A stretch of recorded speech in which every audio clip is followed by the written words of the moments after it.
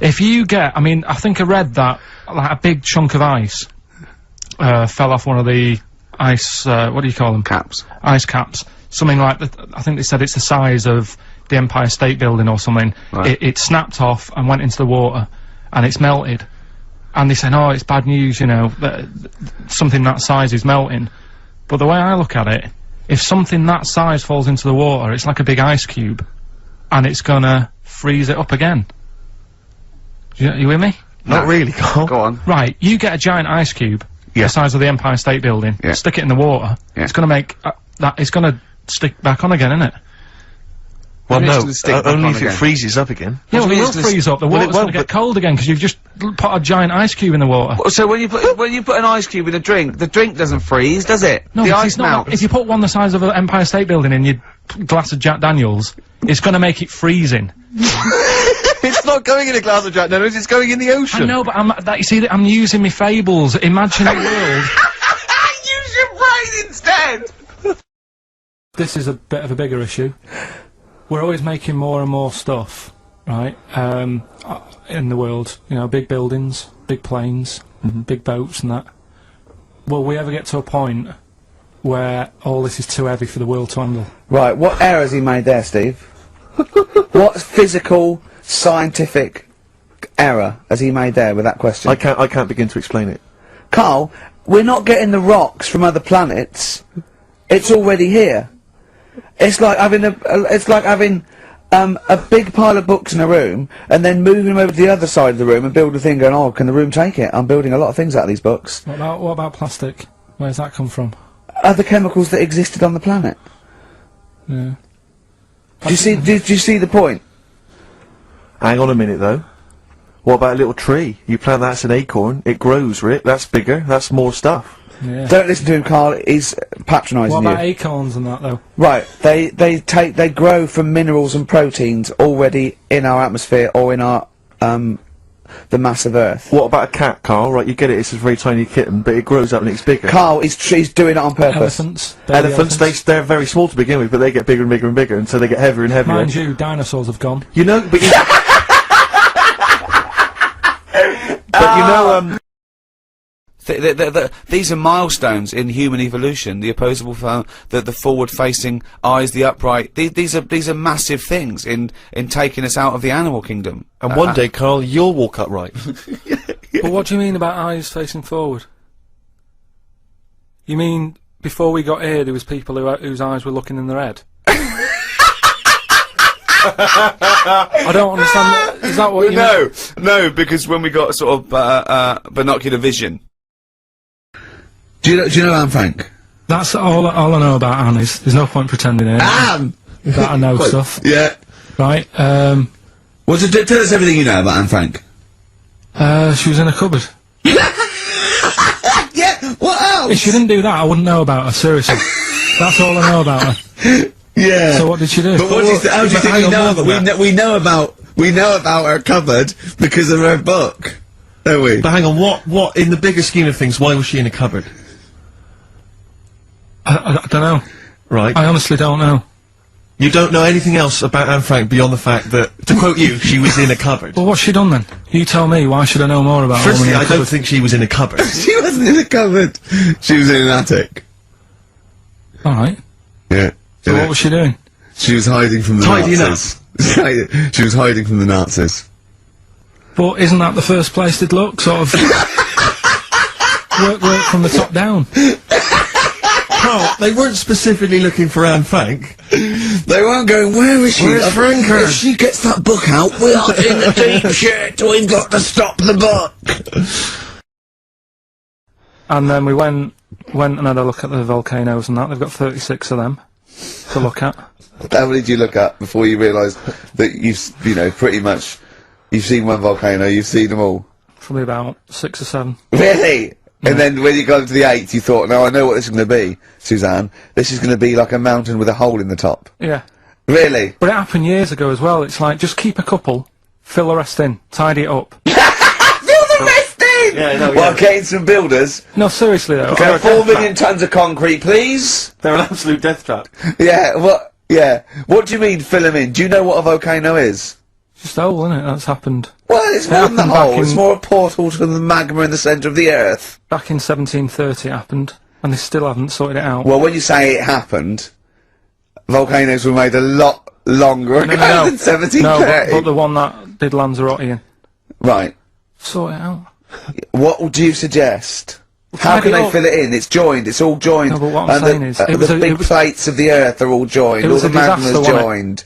With the trade centre thing, that happened. They cleaned it up, sorted it out, they've moved on. That's what I'm saying. Whereas Lanzarote have just gone, leave it. It happened back in 1730. You misunderstand me. How, in the name of God, can you fill in a volcano? You ignorant twit. No, but it's not just the holes, they've actually left the lava everywhere. That's what I mean. It's not just the big holes, there's lava everywhere. But it's molten rock. They can't just pick it up like they're like a carpet. Put it in the holes are there ready, just push it all in. That's what I'm saying. You know, like the monkeys peeling potatoes. Right. That's never happened.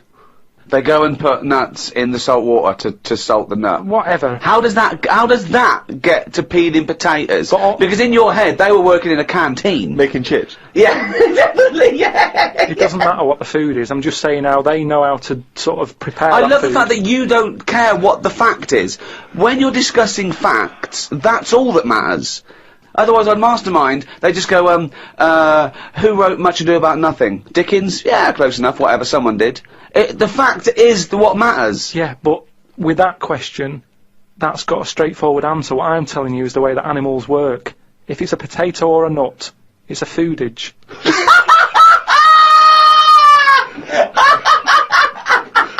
And once again, I return you to my question as before. What's your point? What point were you making? It's either a chimpanzee with a typewriter with an infinite amount of time.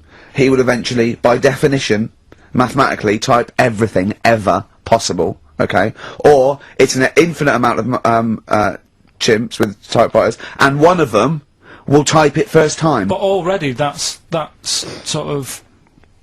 That's not right. You either need to have What do one you mean? monkey. What? You mean let's hear his employment point. laws? He What do you mean can't- it's not right? Let's hear him out. Please. If it's one monkey Yeah. with a typewriter that's got loads of ink in it and that, right? At least it knows what it's done in the past. Don't. It's not. Keep going. Crime. If you've got a load of monkeys, it's like if you have too many. What's that saying about too many chefs? Too many spoil- chimps spoil the soup. Right. Well, it's the same thing. It's like, well, I didn't tell you to put salt in it. I was going to put salt in it, and it messes it up. Whereas if it's just one, they know what's gone on. So what I'm saying is, honestly, leave him go. I can't be bothered. I want Steve. to hear- I want to hear the rest. This blows my mind. He doesn't know what this does to me. It's a mathematical problem. I want to hear the rest. well, it's just I just don't think it will happen. What do you mean you don't think it'll happen? Infinity works it out for you by definition. But not Shakespeare. Oh! Shut up, you know- idiot! Rick, do you know what he said to me? I said to him, I explained it to him, I said, God. you've got an infinite number of monkeys, infinite number of typewriters, they will type the complete works of Shakespeare. He said, have they read Shakespeare? You're an idiot! Play a I record, said, no, 'cause I'm not having this they're not doing conversation. When are the exams? June? Something like that, yeah. We'll try and register next week, and I reckon you can get an A or B. In I'm history. busy. I'm In busy. history. No, don't worry about it, it's just easy. You get your Brody's notes. If Heat magazine, they love you, Carl. They could probably sort something out. They could probably pay for a tutor. They got a lot of money, they sell a lot of magazines. I mean, it is always, almost always, and you found that out, I discovered this, it's always the Tudors and Stuarts. There's no fear for that, them not coming up. Now, what do you already know about them? You must already know stuff about Henry VIII and Elizabeth. No, because it's too long ago to even get interested in. Do you know what I mean? You can't. Is that why you relate to didn't- it. Okay. The Anderson thing, it was like, God, you know, I bet my mum and dad were in an Anderson shelter. You know, this is interesting. What, when they... Oh, my granddad would have like had something to do with this. But the Tudors, it's like I don't know even if they had a family back then. Play a record! Is that the answer? Yeah, just cavemen in front of dinosaurs and that. They sort of went, oh, and then Well, it wasn't cavemen in front of dinosaurs, was it? Because cavemen weren't alive when dinosaurs were alive. there was a couple knocking about. Right, okay, fair enough. There was a crossover point, surely. Not dinosaurs like you're 15 thinking of. million. Was the probably the Ice Age. There were still big I reptiles. think it's fairly common knowledge that the dinosaurs did not exist. Well, who when... gave the dinosaurs a name? No. Well, no. Who gave the dinosaurs their names? He's Hang on. Here's something I've learnt, remember? Go Going on. back to, like, show 4 or whatever. Go on. What is it? The flea can jump over the London Eye? No, it can jump the equivalent of if it was a 6-foot man. It can jump about 6 inches high. A flea cannot jump over the London Eye. Yes, it can. Yeah, it can. And Tell your kids that. Carl. Oh, remember? Oh, a flea can jump over the London Eye. And an ant can lift 3 Volvos. Guys, it is a pleasure to be seated here with Kings of Podcast. That's not saying much though, is it? Kings of Podcasts. Yeah. It's not like the Kings of Leon. No. That would be cool. Or the King of France. Yeah, he's even better. Oh, it'd be great, wouldn't it, the King of France? Now, what's he like now? Is he still around? I don't know. Oh, they beheaded him, didn't they? Really? Yeah. That wouldn't be good then. Kings of Podcasts is the best, isn't it? Audiobooks. We prefer that time. Kings of Audio Books. Podcasts are free, we make nothing from podcasts. Let's get it right. And you've just had your back bedroom carpeted, haven't you? That's not Well, the I'm thing, about is to it? tomorrow. He's rolling it now. He left his job and we were doing free podcasts and we had about, I don't know, 1 million downloads. And I think it was Steve that said, why don't we just charge £1, Rick? And we did We'll be charge £1. millionaires. Yeah. And now what listeners do we get? We've had about 3 million sold and about 160 million free downloads. So still they want something for nothing. They still won't give us £1 for everyone. Yeah. Everyone loves a bit of freeness, though, don't they? Yeah. Well, the British do. Which leads me nicely onto the guide to being English. English, yeah, to celebrate St George's Day, 23rd of April. Yeah. What do you think makes us English? What do you think defines us? Being born in England. Yeah. That's the main one, isn't it? Again, if you're the King of France, you'll have very little experience of being English. Yeah. Being born in England pretty much sums up being English. But this was very much something that we discuss on the audiobook, is what makes a person English, what defines your Englishness. We go from the trivial and superficial of what an Englishman looks like. I thought he was like a little stocky fella with no neck and a head like that. Whereas about a sort of bald Can I round. go now? Because that's what I was here for, wasn't Sort of like a real sort of, you know, little bulldog breed. Whereas Steve thinks of Hugh Grant. Always, or a sort of James Bond figure, who's someone I very much model myself on. Yeah, that's how I pictured the Englishman. Although I've never seen James Bond's glasses fall across the room when he was fighting with someone. No. It would all be over, wouldn't it? He'd go, Miss Moneypenny, can we get Q, can we have some elasticated things on these? That wouldn't happen. No, it's true, but it's one of the reasons I rarely fight international spy rings. But Karl, what was your take on the English? In what way? Anyway, Right. just answer any question. I don't know what it means to be English anymore. I don't know if I feel English. Look at the body What language! do you feel? Look at the I body feel language! more Polish. I don't know what that means! Just because whenever I walk past sort of builders and that who are Polish, they'll always sort of give me the nod. The look that I've got, I think I look more Polish than English. I think. I'm just going off foreign builders and that, they always sort of give a nod. Any Polish in you that we know? What do you mean they give you the nod? You're walking past a group of builders, you don't know if they're Polish or not. No, you can tell they're Polish. How can you tell? They're just the way they look. You can tell they're Polish. And the builders, there's the first sign. Racist.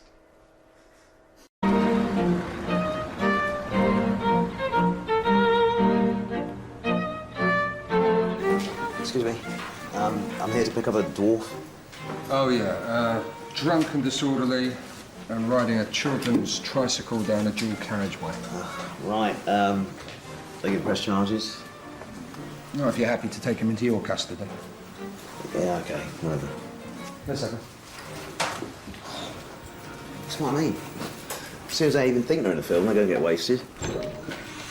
My name is Maximus Minimus, and I will have my end away with your wife or the next.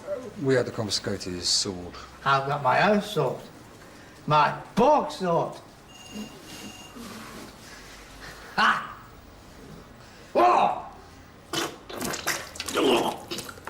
He's throwing up over his own penis. You're not getting in my car smelling like that. Don't need to. I've got my bike. No, Pete, you can't go on the bike. Not again. No, whoa! Stop! Pete, stop! Oh. Don't go on the dual carriageway. Take the back roads. Just, what is he? Oh. How long's that going to take him to get home? Oh, no, he's off. Look, he's just flailing like a dung beetle. Oh, it's pathetic. We do, of course, Rick, every week get thousands of emails. Emily from New York has asked Karl this. Karl, if you were on a sinking ship, or you were in a burning building, and you were with myself and Ricky, but you could only save one of us, I don't know why that's the case, but you can only save one of us, Yeah. Who would you save? Would it be Ricky, or would it be me? I think it's a two-man dinghy. Right, okay. Possibly. And we're trapped, and he knows that if he stays there to get both our legs out from under this thing... The girder. Yeah, that's he full on. dies, so he's got room, he's got time to save one. It's obviously me. It's hard to say, innit, at this point. What, Because it depends because what the Steve's in the situation- room, you mean? Well, no, just because we don't know what the situation is. Okay, well, let's say we're on a sinking ship, all right? So you're going to have to rescue one of us, drag us into the dinghy. It's going under. You know, in 30 seconds, okay, this ship's going to go under and drag you down and you're going to die, right? And our legs are trapped and you've got enough time to untangle one set of legs. Whose legs do you untangle? Now, just because my legs are long does not necessarily mean it's more complicated. No, it's exactly the same amount of time. Just have to make a choice. A terrible choice that Steve would not, hate you for. Well, no, listen, But if he all I won't would be say around this- for long, he's going to drown in 30 seconds. Well- Forget him. Bear in mind this, Karl. You are going to be stuck in a dinghy with Ricky Gervais, and who knows how long that's going to take. Think of all the head squeezing that's going to be going on, the comments, the wind up. And do you honestly think that he's going to, if there's any provisions, that he's going to split them evenly with you? I mean, he's going to have drunk all the water, and there's only going to be about half an hour in. The food's going to be gone. Look at his gut. Look how much, of the food he's going to have to eat, the baked beans that you've got on board. Whereas on. me, you know how generous I am. I'm always sort of helping there you we out. go, Karl. I think he's put the nail in his own coffin there. You know how generous I am, Karl. Let's talk about that, Karl. Come on, think about that one. Yeah, I mean, have you forgot about that, Steve? The time when we went for a coffee and we had to have a bit of a heated debate about the 50p change. Yeah, you owed me 50p, Oh, I'm not and you liking- decided you didn't want to give it to me because it was only 50p. And my point was, it's not a question of 50p, it's the fact that it's not your decision to decide not to give it to me. If I want to be generous, that's my decision. But you can't go, oh, it's only 50p, Steve. It's my decision who would But say you just given him a free keg of beer. yeah. and then- No, but that did not come to you, and you didn't pay for the free keg of beer. It was a matter. promotional thing that was sent to you. Doesn't matter. It's the same thing as the way I gave Suzanne my leaving present from my last job. A lot of people may not be aware of this if they haven't heard us talking about it before. Yes, but you had a gift from your work as you were leaving after however many years of service, which you then gave straight to your girlfriend without telling her that it had been received from people at work. Doesn't matter, she wanted a camera. It's the same thing as you. You wanted that lager that I got for free. It hasn't cost you anything. It doesn't matter where I got it from. So you now decide, because you've given me a free lager, that you can now say, oh, actually, I'm not, in the future, I'll just take your money, Steve, on a whim. Well, Listen, stop arguing like this. You're rocking the dinghy. Karl, have some of my cheese. Imagine if he would ever say that. Can you imagine him ever offering you any of his cheese? Are you going to save, Karl, mate? I don't want to say. Well, think about it and... I might do a sort of a for and against or something, and then so the conclusion is... Okay, all right. Oh, chimpanzee, that is only gonna bring it down. That's the jingle for Karl's diary, excerpts of which we read each week. Get straight into it. A band from the Conga have won the Best Newcomers in a Radio 3 competition. They use pots and pans for instruments. It says that the Conga is a poor, sad place. So why do people do that happy dance at the end of parties called the Conga? Right, one is the Congo. There's no place called the Conga. They come from a place called the Congo. Conga! Fucking hell, you're such a... Met Suzanne at Euston Station. I said I would sort out the tea tonight, so I called the curry house. The fella couldn't understand me. I asked for 2 poppadoms. He kept saying, how many? I kept saying 2. He still couldn't understand. I said 1 more than 1. He understood. When we picked up the food and took it home, there were 5 poppadoms in the bag.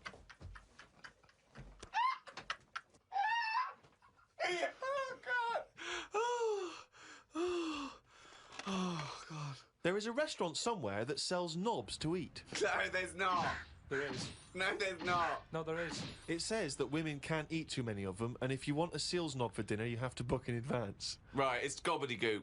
This is the ramblings of a madman again. It's a trend, he writes. It won't last long. It'll be like hummus. Called Ricky and asked what the difference is between the mind and the brain. Yeah, he did. That's a hell of a phone call to get. Unbelievable. Unbelievable. Ricky did explain, but I can't remember what he said. I wondered at what age you are when the mind kicks in. Okay? Ricky changed the subject and said there is an island called Spider Island. There's nothing but spiders on it. A bloke went to visit the island and said there was 1,000 types of spider in one tree. What do you think about that? What do you think of an island that's just full of spiders? I don't know, because you need spiders. I don't know what they do, but they say a world without spiders, like, wouldn't be good. But they sort of do something. There's something about if you did get rid of them all, it would have an effect. Well, of course it would. Get rid of anything, it'd have an effect. Not everything though. Like I've said, you know, jellyfish and what have you. Well, no. It's 97% water or something. Yeah. So how much are they doing? Just give them another 3%, make them water. That's more useful. Give them another 3% and make them water. Oh. I'm always getting stopped for. I mean, there's so many charities now. It's not just starving people anymore. It's everything. Yeah. One little fault, they're out there with a clipboard. Yeah, asking for your bank details. a lot of new diseases have cropped up. But that shouldn't be allowed. I think they should have, like, 1 year where they go, this year, you know, hungry people. Right. Next year, people with a limp. Or just like they do with the China thing, with the year of the cat, year of the rabbit. It's very clear. Yeah. It's that year. That's who we're helping this year. Right. If you've got that problem, it's your year. You're going to have a good one. And who decides? Just have some meeting. Just have a meeting with what would be the charity. first year? So what would be the first year? This year? Right, well, we'd look at it and we'd go, right, what are we hearing a lot of problems about? And someone goes, so-and-so's hungry. Go, right, are we all in? Are we in to give this lot food? And we're not just going to give them food. So it's not everyone who's hungry, it's specific people. So it's like hungry... Starving, people who are starving. If someone goes, oh, my kid's deaf, well, maybe next year. Maybe next year. It's not your turn this time. We can't help everyone at once. Because that's life, isn't it? You've got to give and take in your own life. There's things that I want, I can't have. I do without, have something else. But that's there's more so many important. causes that but that's it could what I'm wait saying, 20 Steve. years before your charity I know, comes but round. what can you do then? Because we're not sorting it all out anyway. I'm paraplegic. Right? Oh, I need help really bad. So does everyone else. Well, why are you giving it to the hungry now? Because if we don't help the hungry now, right, they can't wait. You can wait. Right. Oh God, I'm blind. Is this a different person now? Yeah, I'm blind. Right, well, you're not hungry though, are you? Well, a bit peckish. Yeah, well... Where's the fridge? I can't find the fridge. Can you help me to the fridge? Yeah. Otherwise I'll be hungry as well. I'm blind and hungry. I'm blind and hungry because I don't know where the fridge is. Who's let you in?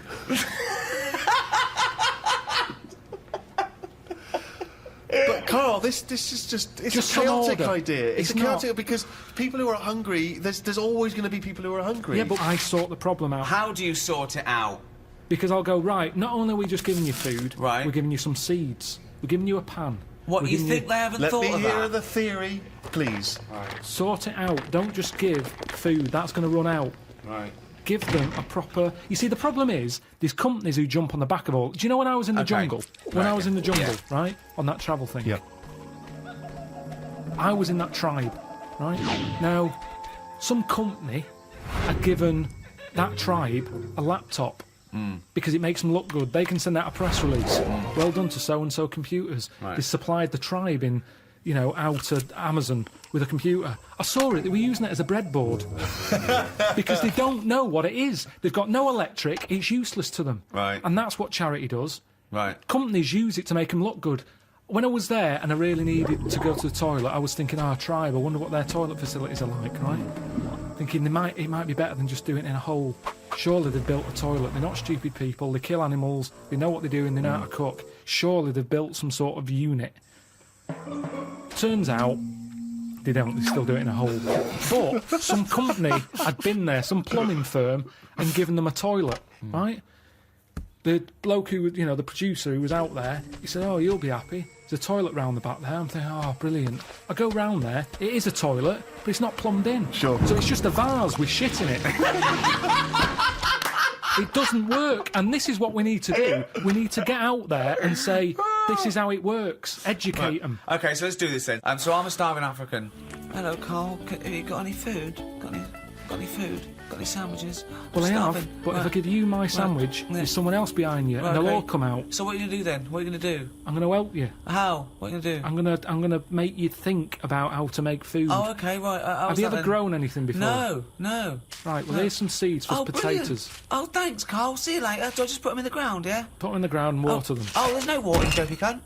There is some No, water. there's no water, you dopey cunt. That's why we're starving, you dopey cunt. Right, well, at that point, that's where I go, well, this is a lost cause here. Right. There's no point. Can I have your sandwich after all? No, or you're what? not having it. You're not having it now. So not only can I have a sandwich, you give me seeds with no water, you useless, bald-headed fucking twonk.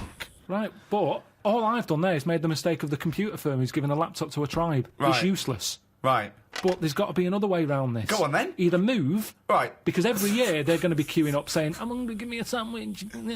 No, you're not having another sandwich. Once again, it's an utterly ill-informed discussion. I'm just saying, there's no point queuing up every year. Do you want a sandwich? Here's a sandwich. The next year, can I have a sandwich? Where's your brother? He died.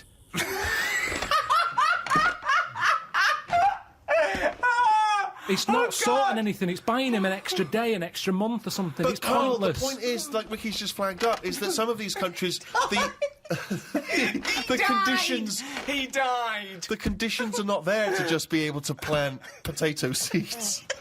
So what are they meant to do then? Do you think we should go out every month, every year with sandwiches? Is that your answer, like some sort of buffet, an all-you-can-eat thing once a year? You see, it is bad. I don't want to come across harsh. They've got nothing. We waste stuff here. Waste annoys me just as much. Right. When I see sandwich shops chucking stuff out Yeah. in bin bags, binning it, Yeah. when there's people out there who are hungry, it's ridiculous. Yeah. But I don't understand. Right. It's a problem that isn't being solved. So your conclusion for these people, because there's no water where they are, right, is move. That is your honest. They should move. Well, what's your solution? Well, I don't know. I don't know the ins and outs. I don't even pretend to know. But I tell you, it's not just it's sticking a, what's that saying? I don't know. It's sort of sticking a plaster over a hole or something, and the plaster comes off. It's a problem again. yeah, that's the saying. Yeah, it's the same. I think that was Mark Twain.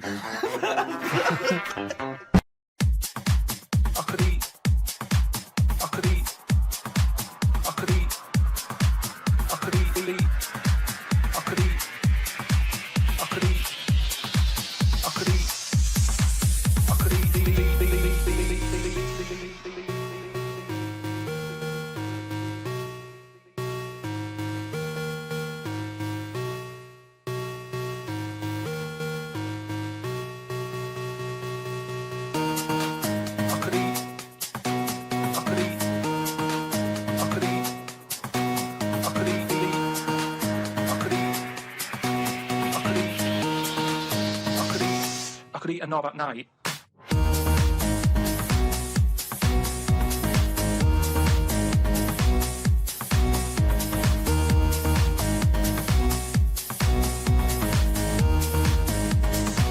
I could eat a knob at night.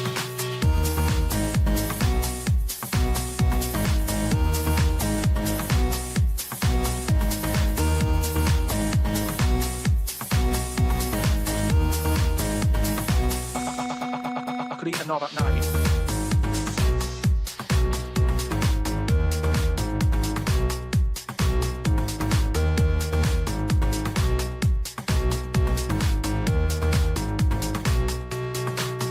Do you know what I mean?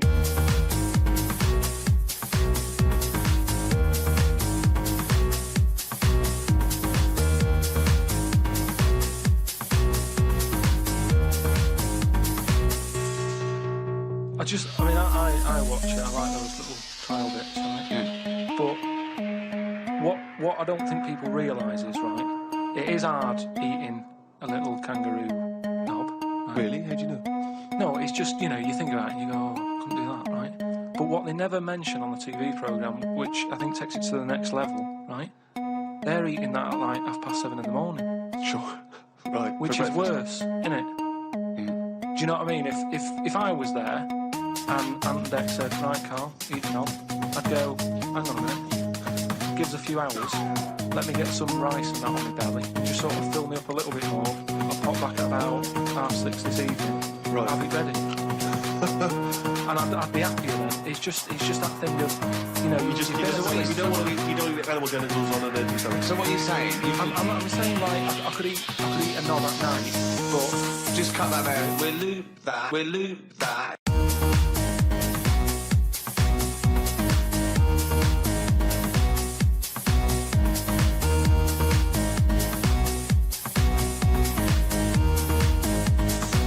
I could eat a knob at night.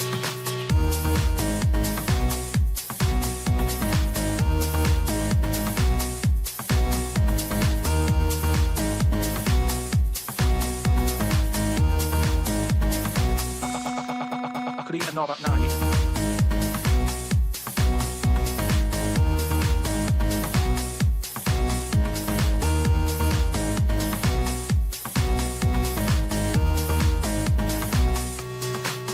Do you know what I mean?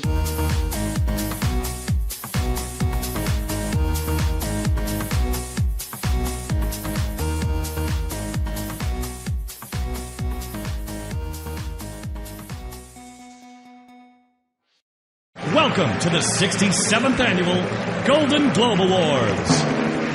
And now please welcome your host for the evening, ladies and gentlemen, Ricky Gervais.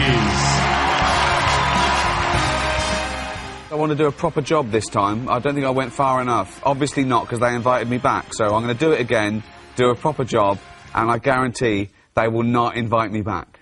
I honestly can't wait to do it. I'm going to go out there, guns blazing, like it's the end of the world. Just looking at all the faces here reminds me of some of the great work that's been done this year by cosmetic surgeons. The 7 wonders of the world. Truly mankind's greatest achievements. But there is one man who sees them differently. Are they the oldest thing on the world? They're not the oldest thing on the world. If that was on my road, the council would go, get that down. It's a death trap. I'm going to mention Idiot Abroad on Science. I'm going to mention the Ricky Gervais Show returning on HBO. I'm going to mention that I'm in the Muppet movie, Wind in the Willows. Steve's got a fridge freezer for sale. Any single women? Not necessarily single. Yeah. He's gonna steal Angelina away from Brad. Oh. Oh, I wouldn't want to be Brad when this guy walks in the room. See, if I was her, I'd rent another baby then, rather than... Because what would come out? You and her. What do you mean, what would come out? Jesus. Something magnificent. That would be on the Science Channel. I've had a couple. I'm not going to lie to you. Now listen up. I'm not going to do this again anyway. I want to do either such a bad job, I'm not invited back, or such a good job that I don't want to do it again. I'd like to say, you know, I'm better second time around, so I should leave it there if I do a good job or a bad job. I mean, but who knows? I mean, it's once a year and it's so much fun. It is an honour to be here in a room full of what I consider to be the most important people on the planet. Actors. They're just better than ordinary people, aren't they? Amazing sort of lakes, which are beautiful, nice and cool. Anyway, yeah, Your book. That's why you're here, isn't it? books, yeah, books.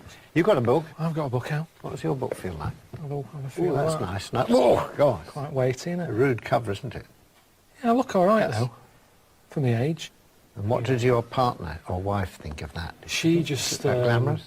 She's sort of a bit, does that have to be the cover? But, you know, we've all changed. I mean, I know my body's not what it was when I first met her, but, you know, hers isn't either. There's about 120,000 words, I think. Yeah, gosh. Well, there's only 80,000 in that. 90,000, yeah. 120,000 words, all different. Who's that guy? He was He was in Russia, and he's magnetic, magnet man. Magnet. Oh, what he's got so full of polluted. Well, I don't know. At Not first, as bad I as was that. sort of amazed and a bit like, bloody hell, a magnet man. Yeah. But after a while, he was rubbing spoons on himself, and he stuck them on me. And I realised he's not magnet man, he's just sweaty man. Yeah. His superpower could have sort of been killed with talc. That's a good sweaty man, is it? Anyway, we've got Anyway, books out. I there don't we know are. how much There we you can are. say about having a book out. There's your book. I'll Good luck put with that. in the toilet as soon as I get home. Good night.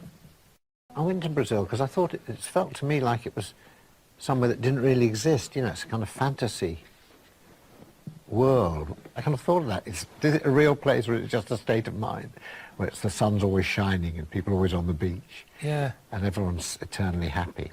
So I wanted to go and find out. It can't be true that there's a place like that. But it is, almost. Did you go to a nudist beach? That's what I was taken to one of them when I was in Brazil. No, I didn't. You know, I don't need an all-over tan. You know, who's that for? Who's seeing that? So What do you wear normally? If you're on a Brazilian beach, what would you be wearing? I had sort of, you know, quite long shorts on. I like having pockets that I can shove stuff in. Yeah. Action trousers, I Yeah, used to call them. yeah, I like them. Keep a t-shirt on. Hat, so I don't burn my head. Yeah. Socks with trainers. That's really overdressed for a Brazilian beach, isn't it? I did feel it, It's but like at the you're same... dressed for winter. No, I know. Yeah, so what happened on the nudist beach then? You couldn't sort of Well, I sat stand there. around in all your gear. They took me there early, Yeah. and I was sat down, and then, I just saw this bloke put sort of under a tent getting drinks ready for the day, and he bent over to go in the fridge, and it was one of those sort of one of those double takes. I've got my pants on.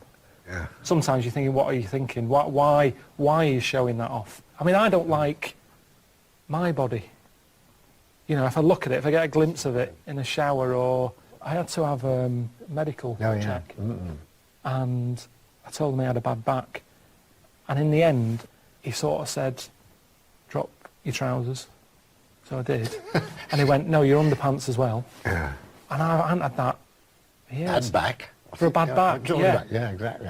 And but you do, because if a Yeah. doctor tells you to do something, you do it, don't you? Did he ask you to Cough.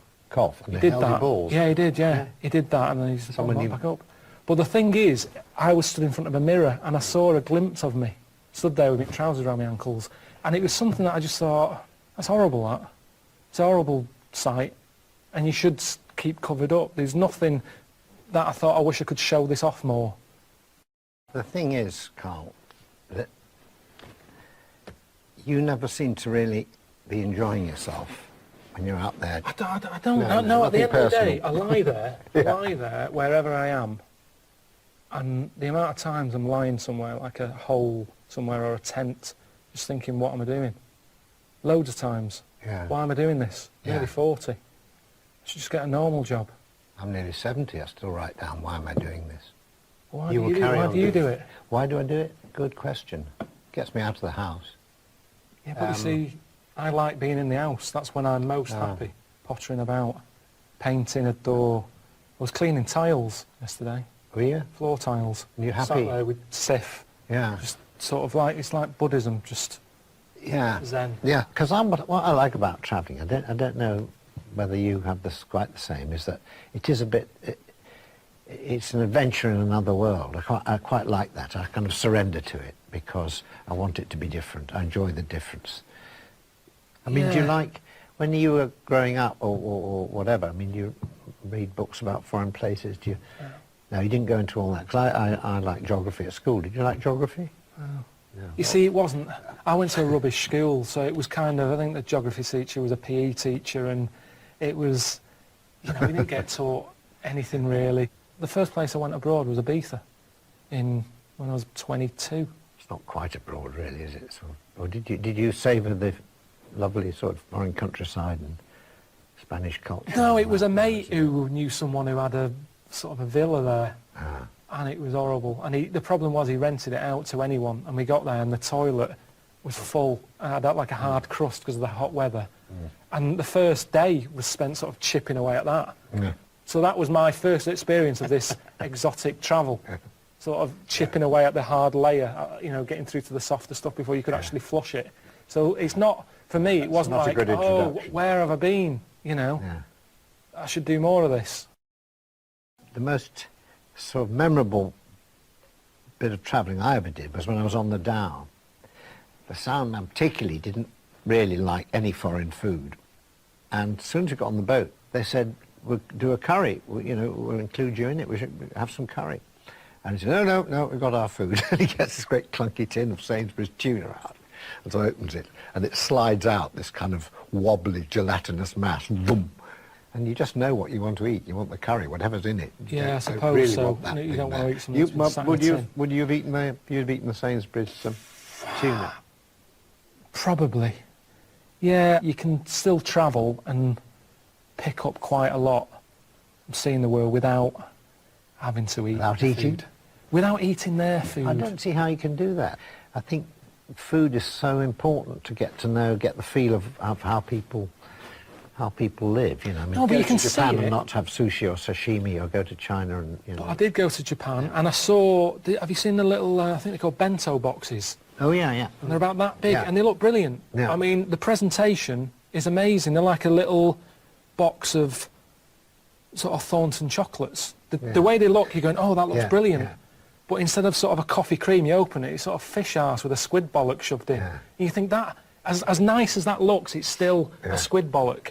But do you feel, foods are very much a part of hospitality, isn't it? It's about the kind of, if you want to relate to the people you're meeting, you've got to sort of sometimes have the food they offer, because that's the first sign of hospitality, or the drink. It depends how much fuss. Sometimes I can sort of say, oh, I'm okay, thanks. And then they'll go, no, have some. And you go, oh, I ate, I've already eaten, I'm fine, you have it. Give it to your family, don't worry about me. But then they keep pushing it. Yeah, of course they do. It's And, in Jordan, it was an eye off a lamb. And they were going, because your guests have an eye. Well, I don't want an eye. No. Thanks for having me, but I don't want it. And what was a worry was, it was a big pan with this lamb head in it. There was one eye. Where's the other eye? No. What condition was this lamb in? So, and then you're getting a vision of some manky old lamb with one eye, sort of, and one weeping. And I just thought, I don't want to eat it. You've got a very vivid Oh, imagination. it just, honestly, it was horrible. And everyone's sat around, they're all waiting, off the tits, they're all smoking, so eat the eye. Yeah. And you're thinking, these aren't local, these are nutters. But they're not nutters. They've been eating eyes for years, I should think. What are they doing eating eyes? I don't know, you've had a lamb somewhere, where's the rest of it? Why am I getting the head? I find toilets abroad, I was a bit sort of embarrassed about doing a sequence where you go to the toilet, but people love that. They love it. I mean, everyone does it. I mean, the Alan Wicker programmes and all that, we never say Alan Wicker going to take a dump, because No. that's part of it. When we went to the toilet in the South Pole, and I sat there, and there was kind of blocks of ice had been dug around. You just sat there on the john, and you looked for 10,000 miles. You wouldn't be able to see anything at all. Nobody at all. But I found that a lot easier, because I had the same thing there, and at least somewhere like that, with it being freezing, you don't get people out walking a dog, do you? You sort of think, I'll just have a shit in this gap. There's no one going to come wandering past, whereas in India, everywhere's busy. Even if you go down an alley, you think, I can go down here and empty my bowels, and there's a family of 12 living there or something. There's no gap, there's no space. While we're on it, squat toilets I quite like. Do you like those? Can't do it. Oh. Can't do it. Oh dear. It's like my stomach's going, I'm not coming out. It's, I'm not releasing anything. You're not sat on a seat. It's like a safety thing. I was trying it before I left on the trip before India. The first time I went, I knew that was going to be the case, and I tried it at home. I put out newspaper in the toilet. I didn't even tell my girlfriend. I just wanted to see if I can do it. Couldn't do it. Couldn't do it. Well, that's probably because you're at home and you put newspaper on the floor. It's actually sort of, whatever the word is, physically, it's a very good position to be in. I believe so. But for me, the toilet thing is a big part of my life, in a way. It's something I do look forward to.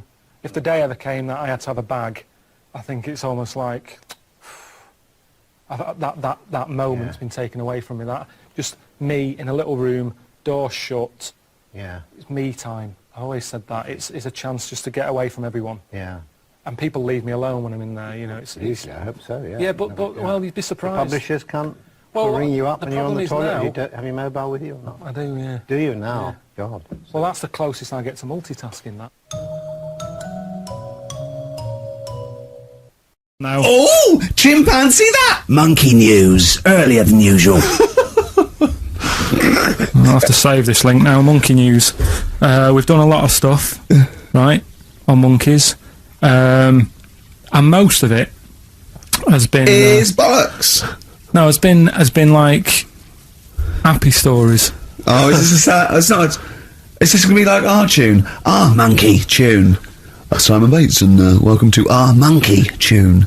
No, but do you know what I mean? We've done stuff about a monkey that robbed a bank. Yeah. Why is that happy? He had a great life after that. Right. What, in Marbella? Yeah. Right, we did the one who saved someone's handbag in a railway station. We've had a lovely marriage, couple of marriages. Couple of monkey marriages. Yeah, yeah. There was the one who got a job in a railway station. Yeah, the hairdresser. The one who set up a business in Spain. I don't even remember that one. I'm willing to believe that happened. Go on then, Carl. But anyway, yeah. So today's isn't that happy really. It's about some monkey. I think it was a chimp. Who's an ape? Go on. It tried to. I mean, the story sets off at a sort of a weird thing. Yeah. It's something about he went to Russia to do some business. What are you talking about, Carl? It jumped past that bit though. It didn't start there. What? Do you know what I mean? It didn't tell you what he was doing. It just said, "There's this monkey went to Russia to do some business, do some stuff. I don't know. Bit of monkey business." And anyway, didn't work out. So, they were furious. We wanted a surgeon. You send us a monkey. Anyway, ended up being homeless. Oh no! So what's taking it over the worst? What? Couldn't even get into like a tree hostel or anything like that. That's the problem. And God! Ended up homeless. Got in with some tramps. I don't know where to start. Come on. Yeah, so he's knocking about with some tramps and stuff. Sharing drink and what have you around a little fire. They broke into some home, not sort of squatted. Right, so I'm not homeless anymore. Problem was, he had a roof over his little area head. Yeah. And he goes, "Oh, this is good. This is we're having a good time. This is sorting me out." Yeah. He had his He mate. said that in Russian though. But what was he eating? I don't know. It didn't say. But they're in this house. Well, he could only be eating sort of like fruit, nuts, vegetables. They classically sort of don't eat pork pies and. But they've got McDonald's in Moscow now, so sure, you probably chow down on that. Yeah. Anyway, there was a bust. What? There was a bust in the flat that they were squatting in. All the other tramps sort of knew what was going on, legged it, left little chimps out there, got arrested. And they thought it was a real fella at first. They were like, get him, he's obviously just a scruffy bloke who hasn't had a shave and stuff. Yeah. Hasn't shaved his back for a while. Or his face. Yeah. His head. Got him down the station, and the boss was like, "What's going on here? We've got a monkey here." He was like, "What?" So you arrested a monkey. Well, so the arresting officers hadn't noticed all the way to the station that he kept slipping out of the handcuffs and was going for the entire journey. They didn't notice till they got there. What, did they put a hood over his head maybe and just like, I don't know. I'll give you the story if you want. There's the headline. What is it? What's the headline, Steve? I don't want to see it, but... The headline, this is once again from supposedly reputable news organisation Ananova, homeless monkey arrested in Russia. Did you read on, or did you see the headline and make up that whole story? Most of it is there. What isn't there? What bit isn't there then? No, I think Steve can have a look over it, check it out and stuff. Point out the embellishment for me, Steve, will you? Well, what it doesn't say is that the police didn't realise it was a monkey. That's what I was guessing. Really? That they got it back and said, "What are you doing? We've got a monkey." And they go, "Yeah? Yeah. Oh, God. There's some more monkey problems in the week. Have you seen the Alfords advert with monkeys in? No. There's a new advert out for Alfords, selling bikes and stuff. Yeah. Got some monkeys in it. It's caused an uproar. Why? People are saying it's, you know, dressing them up in tracksuits and that is, taking the mickey out of Manchester. It's, you know, it's not nice for the animals and that. So there's been loads of Will complaints they get a about free it. bike or something, do they, I imagine? I think they kept the tracksuits. Yeah. But, yeah, Show record that's the after thing, this though. cheeky freak of the week. No, I'm just saying we're not doing this to sort of, again, take the mickey out of the animals and stuff. These are true stories and that. But yeah, coming next, Freak of the Week.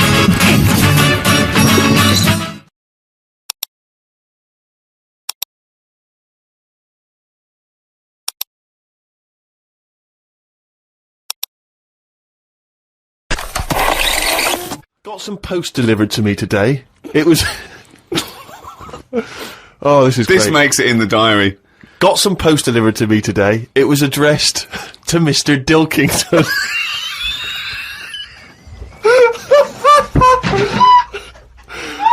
I don't know why that's so funny. Oh god. I got some post delivered to me today. It was addressed to Mr. Dilkington. I opened it and the first sentence read, "Dear Mr. K. Dilkington, you're one of our most valuable customers." I put it in the bin. I'll tell you something I do know. Go on. Right? But I can't really get a question out of it. Go on, just tell us. There's a shadow somewhere. It's already good, isn't it? I'm loving it No, already. right. There's a shadow. I think it was in America. Yeah. And it's on a quiet road. I'm guessing somewhere like Boston. That's what I imagine. Okay. Right? No. Somewhere like Boston. And people at night used to see this shadow moving about. And they'd go, what's that? Right? And it got known, the town, the little local town got known for this shadow, but it didn't cause any problems. People What are you used to- talking about? Well, it was like- You've lost me. What are you talking No, about? do you know like some places get famous, like Scotland's got the Loch Ness Monster and that, but Nah, it doesn't go cause on, any. yeah. But it doesn't cause any problems. Doesn't exist, go on. Right, so there's this shadow walking about on the road. And, What do you mean? No, what, see, again, rubbish. Right, so it's walking Nonsense. about. Where did you read this? Where did you It's see walking this? about. This was on the internet, and I'm Oh, sure. sorry! Sorry! I thought it was shite. I didn't know it was on the internet. Right, so this shadow is moving about, and Independently of an object. yeah, and the local mayor and that is like, yeah, it's a bit weird, but it's not harming anyone. The mayor involved! Was he elected to that post? Hey, Mayor, we got a problem down here. Seems like a shadow. Well, it's not causing any. No, it's It's just causing any problems? Yeah, go on. But that's the thing. It was left for years, and then it did start causing problems. I see, that's it. If you leave these shadows to go unchecked, Rick, they go crazy. Yeah. You let them run amok in the Yeah. city. Yeah. You've got to stand What down did it do? on What did it Roman do? shadows. What did the shadow do? It was pushing people off the bikes. It was what? It was pushing people off the bikes. Oh, I'll find out more for that next week. Right, that'll tease oh, them. you're a maniac! We'll do more on that. We haven't had time for educating. Please never have children. Right, listen. You are Just promise me now you'll never have kids. Look, We haven't got time. Okay, now listen, for- alright, DJ Shadow, have we got time for these to give these tickets away? Yeah, if they just call up, we'll. No, I'll tell you what, I've got a question, right? Go on. Where do you, where does Karl think this may have taken place? If you've been listening to the show, where do you think this evil shadow has been running amok? Let us know. The number, Karl? Good question. 08700 800 1234. So, Excellent. but that's it. We are actually out of time. We are indeed. now. Have I got time for a song for ladies? It's a bit tight. I was Why? told to finish It's now. 5:02. I know, but we've got to get finished early today. So why? just because we have, and we're wasting more time talking about why we have to. Oh, this is pathetic. So they call up. Where did they see the ghost? Yeah. And you've got to pick the tickets up from reception. You can go tonight, see DJ Shadow. That's Shoddy. it. This Right? is shoddy. Right. See you then. Now, this will scare you. Now, this, Karl, you will be a little bit unnerved about this. Have you seen the film Jurassic Park? Yeah. You know what happened there? Well, according to the Sun here, it says scientists are planning to clone mammoths for a theme park. Look at his face, look at that, he looks like a dog caught in the headlights of a car, he's terrified. I love Karl. He's sprung to attention Karl. there. Is that the best news you could have? Man moths.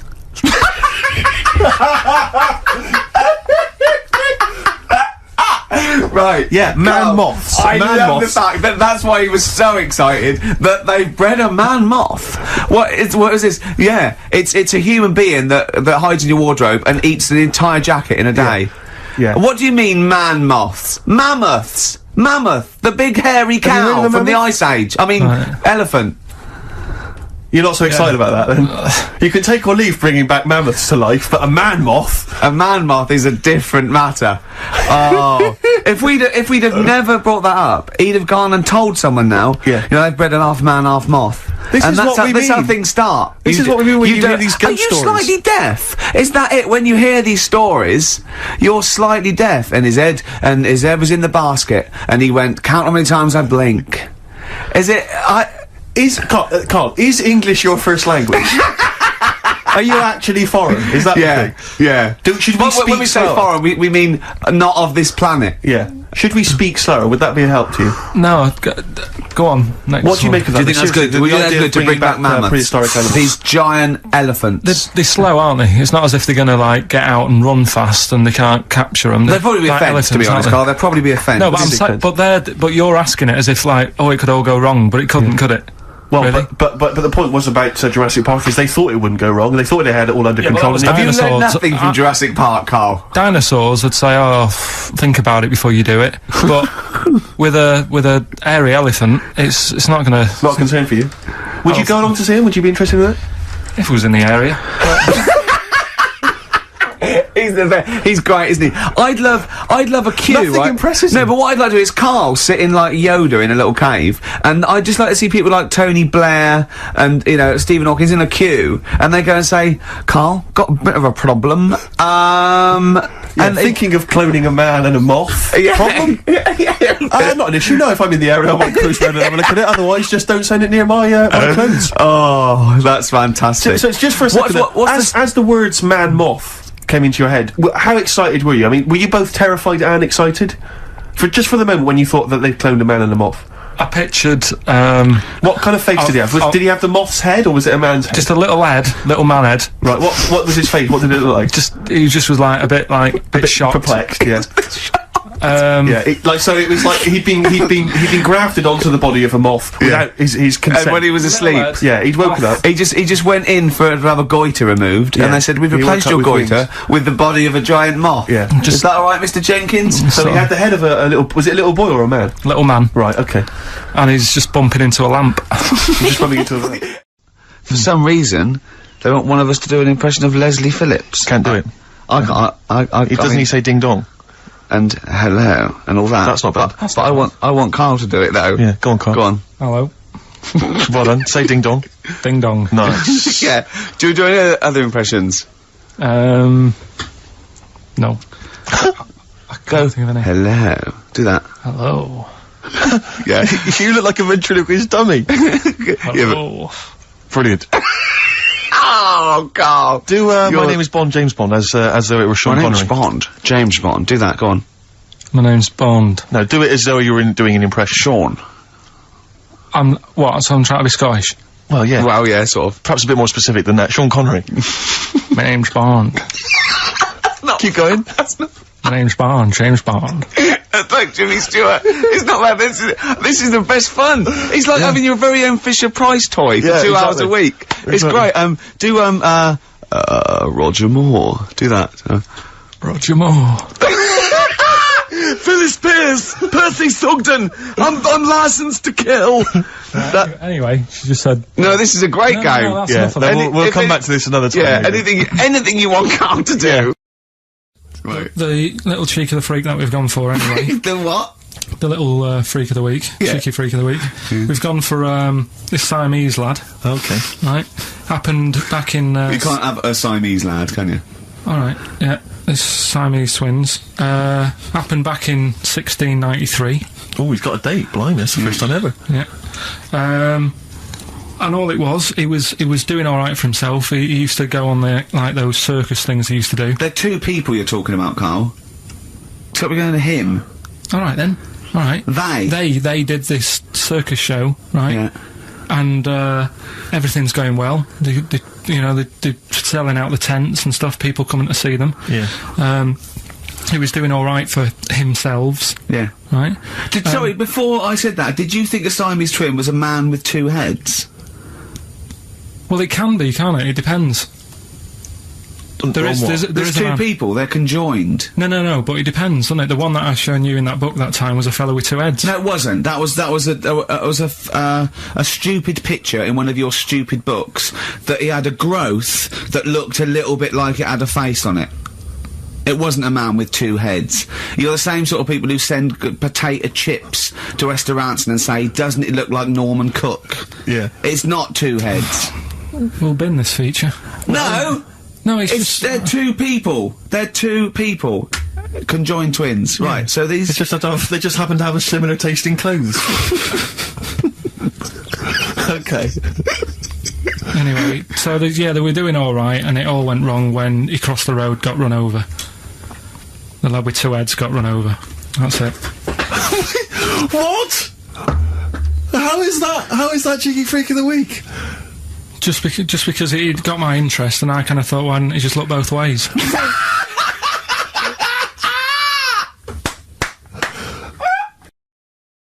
I'm going to come in with topics every week, and this week I've got, ghosts? No, hanging bacon is one of the topics. Say that again? Hanging bacon. Hanging bacon? All the titles... Francis Bacon? No, all the titles are sort of named to sort of tease you and get you more interested in it. Hanging bacon? Well, you've certainly intrigued Go on, what's another title one? Hairy Chinese Kid.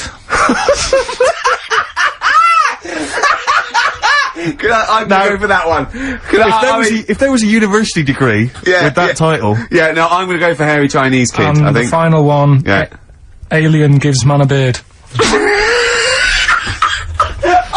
Right, Alien Gives Man a Beard. I am gonna burst. Right, listen, Carl, you've gotta tell me. Right, first, right, let's do it in reverse. No, we're not gonna do it now anyway. What do you mean? We've got to do it now. I mean, this is the first interesting thing you've said in an hour. Okay, the listeners have just been subjected to rubbish and mistakes and everything for the last 6 months. Please, we've got to do Alien Gives Man a Beard. What is that? Tell us that. Right, Sorry, this is just you telling me something, is it? This feature is you telling me something. I'm teaching you something, educating Ricky. Right? So, are we playing it now? We're already into this feature, well into this feature, are we? Yeah, I suppose we are, yeah. Should there not be a jingle or something? Yeah, can we have a jingle? There's no point, because look, I come up with ideas and you dismiss them straight away, so I'm not wasting my time making stuff. Right. If you don't like well, okay, let's play Educating Ricky. Right. Brilliant, go, right. Ding-a-ling-a-ling-a-ling-a-ling. Educating Ricky. Right, what we going for then? Hanging the bacon, Hairy Chinese Kid, Alien Gives Man a Beard. I think Alien Gives Man a Beard. I'd like to do that. Right, there's this fellow, I think it happened in America, and he saw a bright light in the sky. And, God, if you're bored. And he stood there. This is a true story, is it? Yeah. He stood there. Yes, of course it isn't, Steve. And he saw this bright light and it came closer and closer and it was a UFO, right? Yep. And he looked at it and it disappeared, right? And he gets back in his car. He looks in the mirror. And he looks in the mirror. Yep. He's only got a beard. He hasn't. You sure it wasn't someone else who got in the car? And he was still standing out there? No, right? What? And it turned out, he got home and said to his wife or his girlfriend, it's a bit weird. So I just got out of the car to look at a bright light, and I got back in the car and I grew a beard, and she said, never mind your beard, where have you been for 3 days? And what had happened is... He passed out because he was pissed? No. The UFO had taken him for 3 days. Yeah. But he'd only thought that he'd only looked at it and it went away. Yeah. But what had happened is, he took him, and he grew a beard because he hasn't had a shave. Right, okay. I mean, was Will Smith or Tommy Lee Jones anything to do with this at all? Did you see this on a video maybe and thought it was an educational film? No, it's from a book that some kind person sent in to me. Here. Can I just ask again, just again, I'm just throwing this right back at you. Do you think there's any other possible answer here? Right? A man is absent for 3 days from home. He's grown a beard. The length of time that it could take to grow a beard, lest we forget.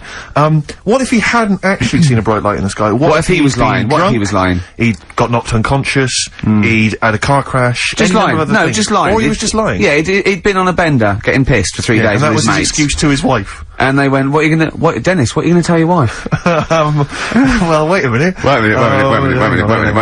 She's not gonna believe I was out with you, lads. Just say you're only away for a minute. No, I wasn't away from it because of the beard. Oh yeah, look, it looks like you've been out for 3 days. Well, we have, that's... Exactly. Right, okay, we've got to cover that then. Alien abduction. Great one. Okay, let's try that. Do you see? That's a little scenario there that could have been played. So, when you say educating Ricky, what have I learnt from this? Never listen to you again. That's all I've learnt so far. Never listen to you. Yeah, we'll add a little bit more in here, right? To Well, spice this no, up. what do you mean add a little bit more? We'll add a bit more to this what I'm educating you about. Go on. Right? There's only a law in America that says if you touch a UFO, you're gonna get done. Now, why would they make a rule? I don't know that... Do you know, like, all their rules have a code? Carl, I genuinely do not know what you're talking about. Right, do you know, like, how here they might have... Do you know I what... have no idea. Right, Okay. do you know, like, over here... I'm listening to Capital and these headphones. I got Foxy on from yesterday. Right, let's bin that. No way, it's great. From 1978, Karl, Werewolves of London by Warren Zevon. Are you a fan of that? It's alright, that. Great track, isn't it? Fans of Warren Zevon, maybe if you should know he's got a new album out as we speak. Although, if you're a fan, you probably know that already. Yeah. If you aren't a People fan... who hate him would be interested in knowing that he's got a new album out. Yeah. Do you believe in, I think Werewolves. lycanthropy? Is it not called? What's that, sorry? Lycanthropy. What's lycanthropy? Isn't that werewolfism? Really? Isn't it? Do you believe in that, Carl? They've found stuff, haven't they? They've found kids walking about who are all hairy. Because they've sort of grew up with wolves and that. Yeah. So No, you see, two things there. You cannot take on acquired characteristics genetically. So, if you grew up with wolves, it wouldn't suddenly make you hairy. there's been pictures, there's been stories on it, and I reckon most people have, or a lot of people have seen the stories. It's a popular thing. You mean the kids that are born hairy? No, there's kids who've been born hairy, right? Yeah, that's it. No, but listen, and they walk around on all fours, and they drink milk from a saucer. Steve, this is No, remember, easy. remember that time with the maggot in the head? And getting out with bacon, and you were like laughing, and then people called up and said, yeah, I've seen that, I've read about that. Yeah, this but is the same thing. Have you seen an XFM listener up close? Have you ever looked? They drink milk from a saucer. Yeah, they've got to be kept on leads. People who listen to this show. There's no point me telling you about stuff. There is. It's comedy gold. When you were at school, did you keep arguing with the teacher saying you're talking rubbish there? Teachers didn't teach us about werewolf boys and ghosts. They taught us maths. God, right. Tell the story about the manhole cover. Right, in the same magazine as the one with the cat and the fire and that. Don't tell me that story again, it gives me the shivers. Yeah, a cat that's got a weird expression on his face is against God. Anyway, this isn't a scary story, this was just, like physics. Physics. Yeah. It was going on about the, nuclear bomb and how powerful it is. And, they put a manhole cover on top of one. Okay. Blew it up. Yeah. Never saw the manhole cover again.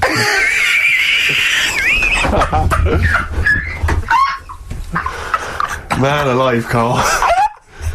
Unexplained. What's going on there? Something weird is happening there. Oh. If anyone has ever seen that manhole cover, please get in touch. We'd love to know where it is. Oh, that's fantastic. What sort of experiment is that? I imagine all these scientists on multi-billion-pound research budgets, they're going, we test everything. What would you do to manhole cover? Don't know. That's like letting a couple of students yeah, exactly, have control of a nuclear Do you reckon it can send a traffic cone into orbit? Go on then, put it on there. I love that. Imagine that. What value is that? I might tell you what we could do. We could put the manhole cover on it and aim it, and then blow the bomb up, and the manhole cover would have someone's eye out.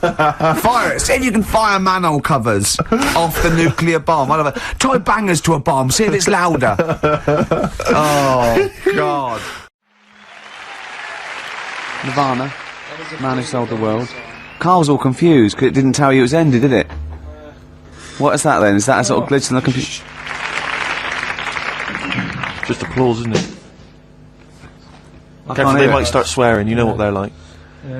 Rock stars. Yeah. Their blue language. Yeah, and all their habits and all Oh. that. Yeah, it says track ending now. It's a bit Stop late now, talking about innit? it. That you're giving away all the secrets of radio and that. People think it's like an old piece of vinyl that we've put on a needle, you know, like those old bits of footage of Tony Blackburn. That's what they think it's like. They don't realise there's computers doing it all.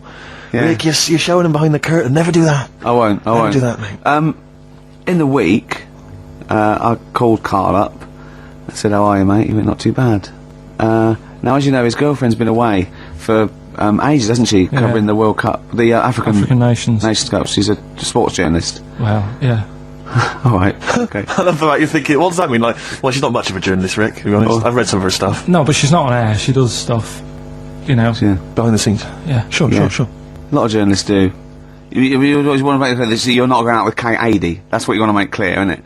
Yeah.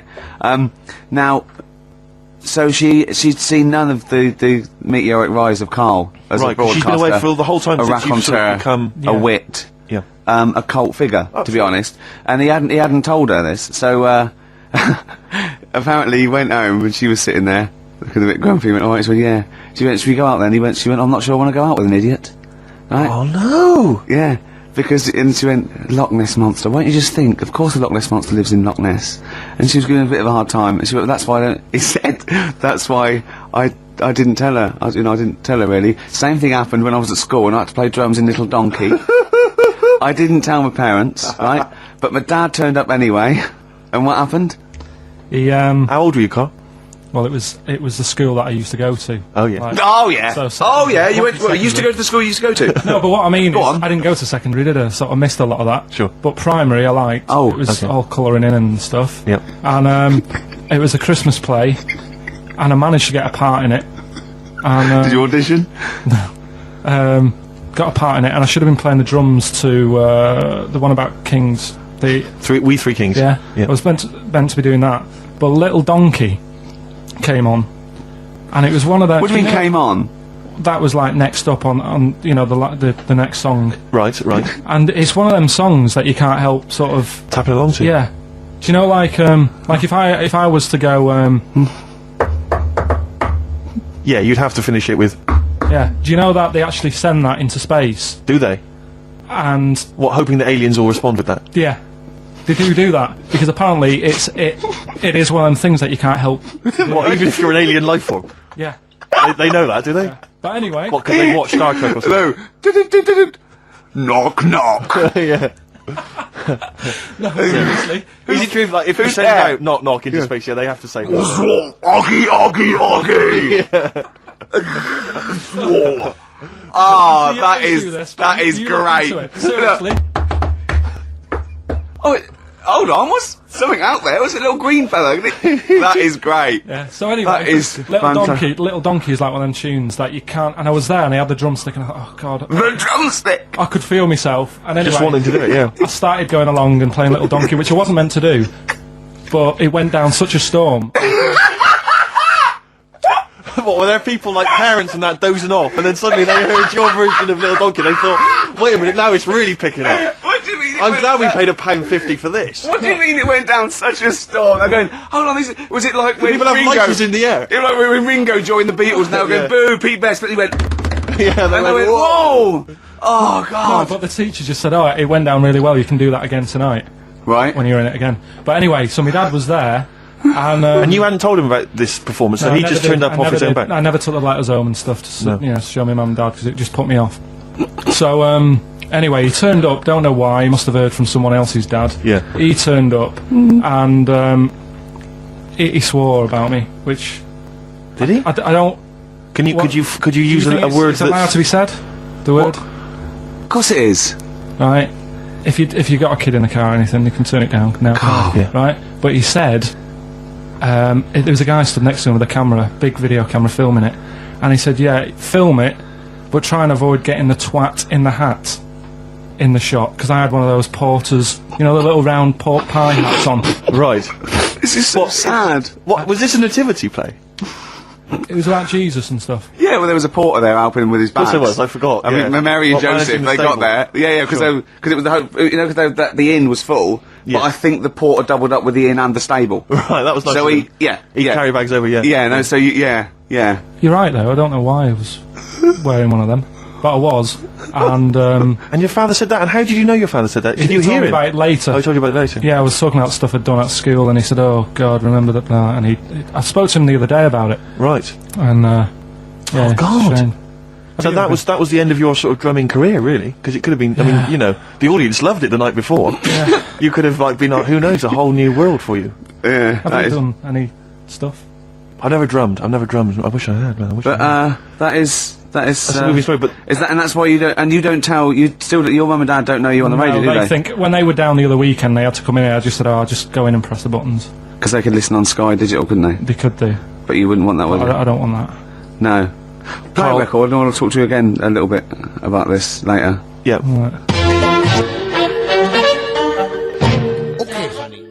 Came up with a good idea.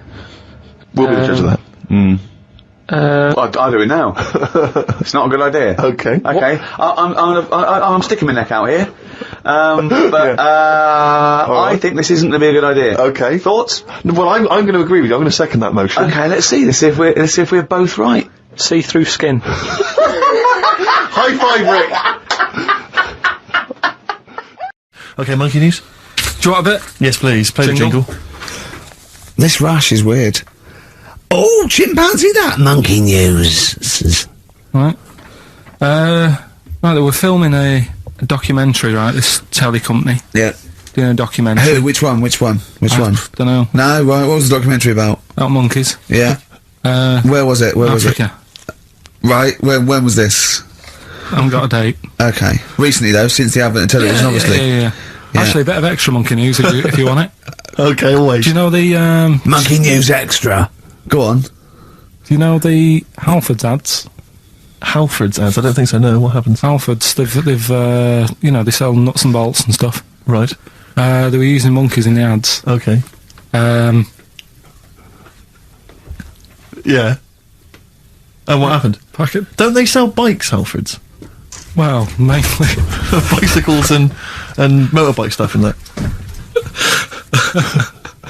Okay, so they're using monkeys in the advert. What happened? I can't handle it. What? I can't do this. Look at What? him. Look at him. I don't care what he's doing. Well, basically, right, they've, there was a load of hassle because they were using these monkeys in this Halfords advert. Yes. Right. And what happened? Get to the point. It turned out there wasn't a problem because they were mechanics in the first place.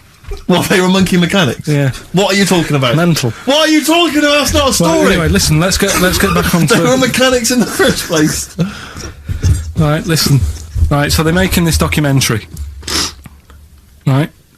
And stumble across a little gang of, Come on, just... Get on with it, please. Little gang of monkeys. That's the first time I've ever laughed, I'll hear that. I know, well, brilliant. What do you want, a cake? Come on! Can we play a song? Oh, I don't understand what is wrong with you, you freak. It's making me laugh. Just tell us the story. Alright then, alright. So anyway, right, so there's this documentary being made. They found a little gang of monkeys. Right, play a song. I don't know what's going on here. I apologise. Got to hide your love away. According to the Beatles on XFM 104.9, I'm Ricky Gervais with me, Steve Merchant. Right, Carl, come on. Monkey news. Everyone's composed. The jingle, please.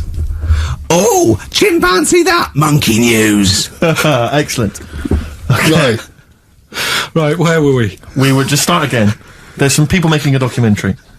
For what? Okay. Making a documentary in the jungle and that. Right. Stumble across a little gang. Okay, come on. Alright. A little gang of monkeys. Yeah. Oh, come on.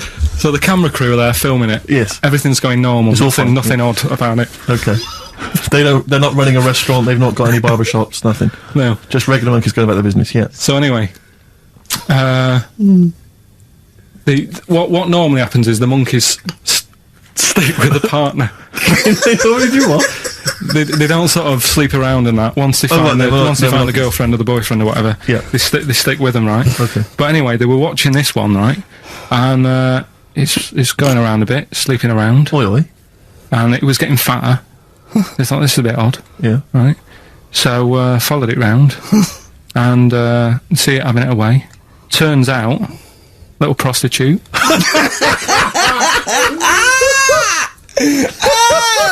Oh, God! It's a little monkey prostitute. It was getting fatter because it was charging them bananas. What a load of old rubbish. It's charging them bananas! What was it, a boy or... It was a... Woman. Little woman monkey. That's the most extraordinary monkey news I've ever heard. Oh! That is genius! Has this documentary been televised? I don't think it's been on yet. No. And that's all the information you've got? Yeah. And is that's one banana for everything? No, half a banana is for... Just oral? A paw job. Right. If you want full-blown, monkey sex, it is 2.5 bananas. Sure.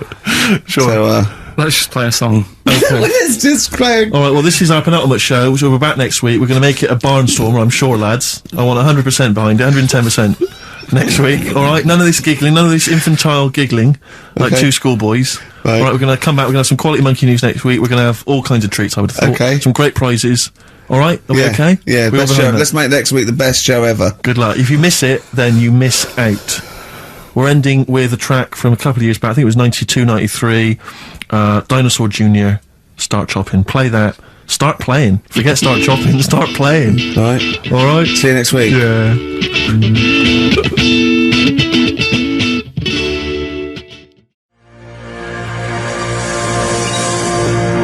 Wow. You're getting celebrities asking you questions now, Carl.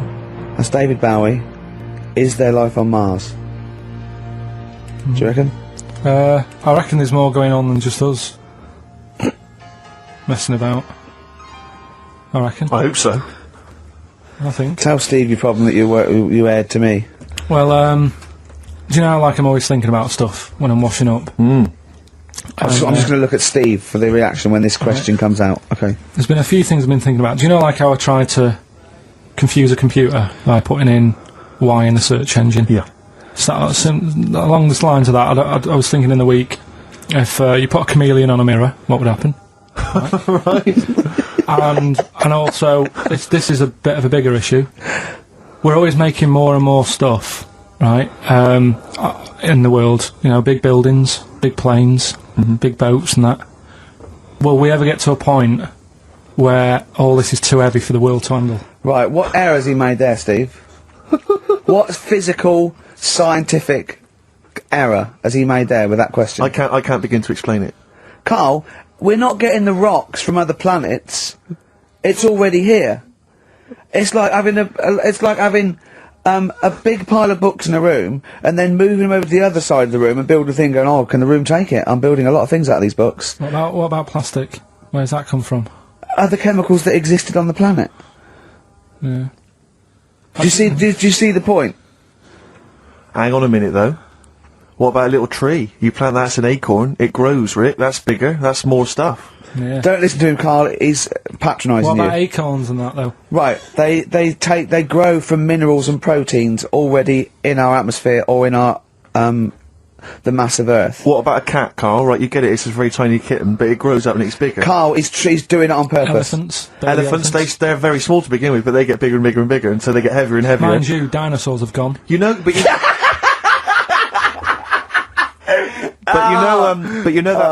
famously that's how Atlantis disappeared. You know, you've heard of the legend of Atlantis. Have you heard of the legend of Atlantis? I think so. This was a city that existed. It's proven, right? And what happened was they just kept buying stuff in mail order. They just kept ordering stuff, like the king and stuff. Just kept ordering stuff in mail order. He brought girls across, carpets, lot of carpets. He kept buying TV set, big screen TVs and stuff like that. And eventually, he bought up all the myrrh that the wise men didn't want. Yeah, he just, because he's from, like, olden times, and he just kept buying stuff, crazy, like, he was just a shopaholic, basically. Mental it was. And he was ludicrous, it was like, and in the end, it just sunk. Too heavy. And it just sunk. So, to the earth, the more planes we build, the more trees we let grow. Yeah. From acorns. And more than that, what about all the people who are overeating? There's only one your thing Rick to Wallers do. in this world. I think we've got to kill off endangered species and burn trees. That's the only way the earth can survive. You mental. Right, what are you doing? Rockbusters? Is it that time? It is indeed. Last week, of course, it was a disaster. Yep, every Saturday at 16 minutes to 2, we do Rockbusters. I have to say that I've not really gone through them, but the prizes look exactly the same as they were last week. Yeah. There's that T-shirt. So it's a rollover, but you haven't added to it. Have you not The added point of a anything to rollover this? is you've got to add to it. That's the excitement. Yeah, there's a couple of albums that were. Okay, well, it's also the Fools and Horses video with the free. I don't think I'm bloody jealous of that. I like that little yellow thing. It's a little. There's a little kind of model three-wheeled van. Rodney, you plonker. Oh, dude. What's that? This is what looks to be some kind of best of the stereo MCs. Don't call me a plonker, you wanker. The David Attenborough DVD collection. Oh, the Unk shit himself again. Oh yeah, the big prize that we tried to give away.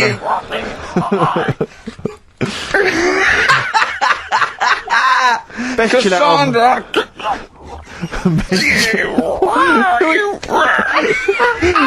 Who is that supposed to be an impression of? Which member of the cast is that? Is that Cheeky Dell? I don't know. Best chill out album ever, the best air guitar volume 2, and of course for all our fans, Doctor Who, The Aztecs. That's on DVD, and that's one of the William Hartnell Doctor Who. Alright, that's the worst impression I've ever heard. That's brilliant. Right, but then. Right, three cryptic stuff. Oh, come on. Right, Rodney, Three. I can't do it. No, come on. Right, three cryptic clues. Some of which may be wrong. Yeah, and don't take the letters literally. Yeah. Right, go on.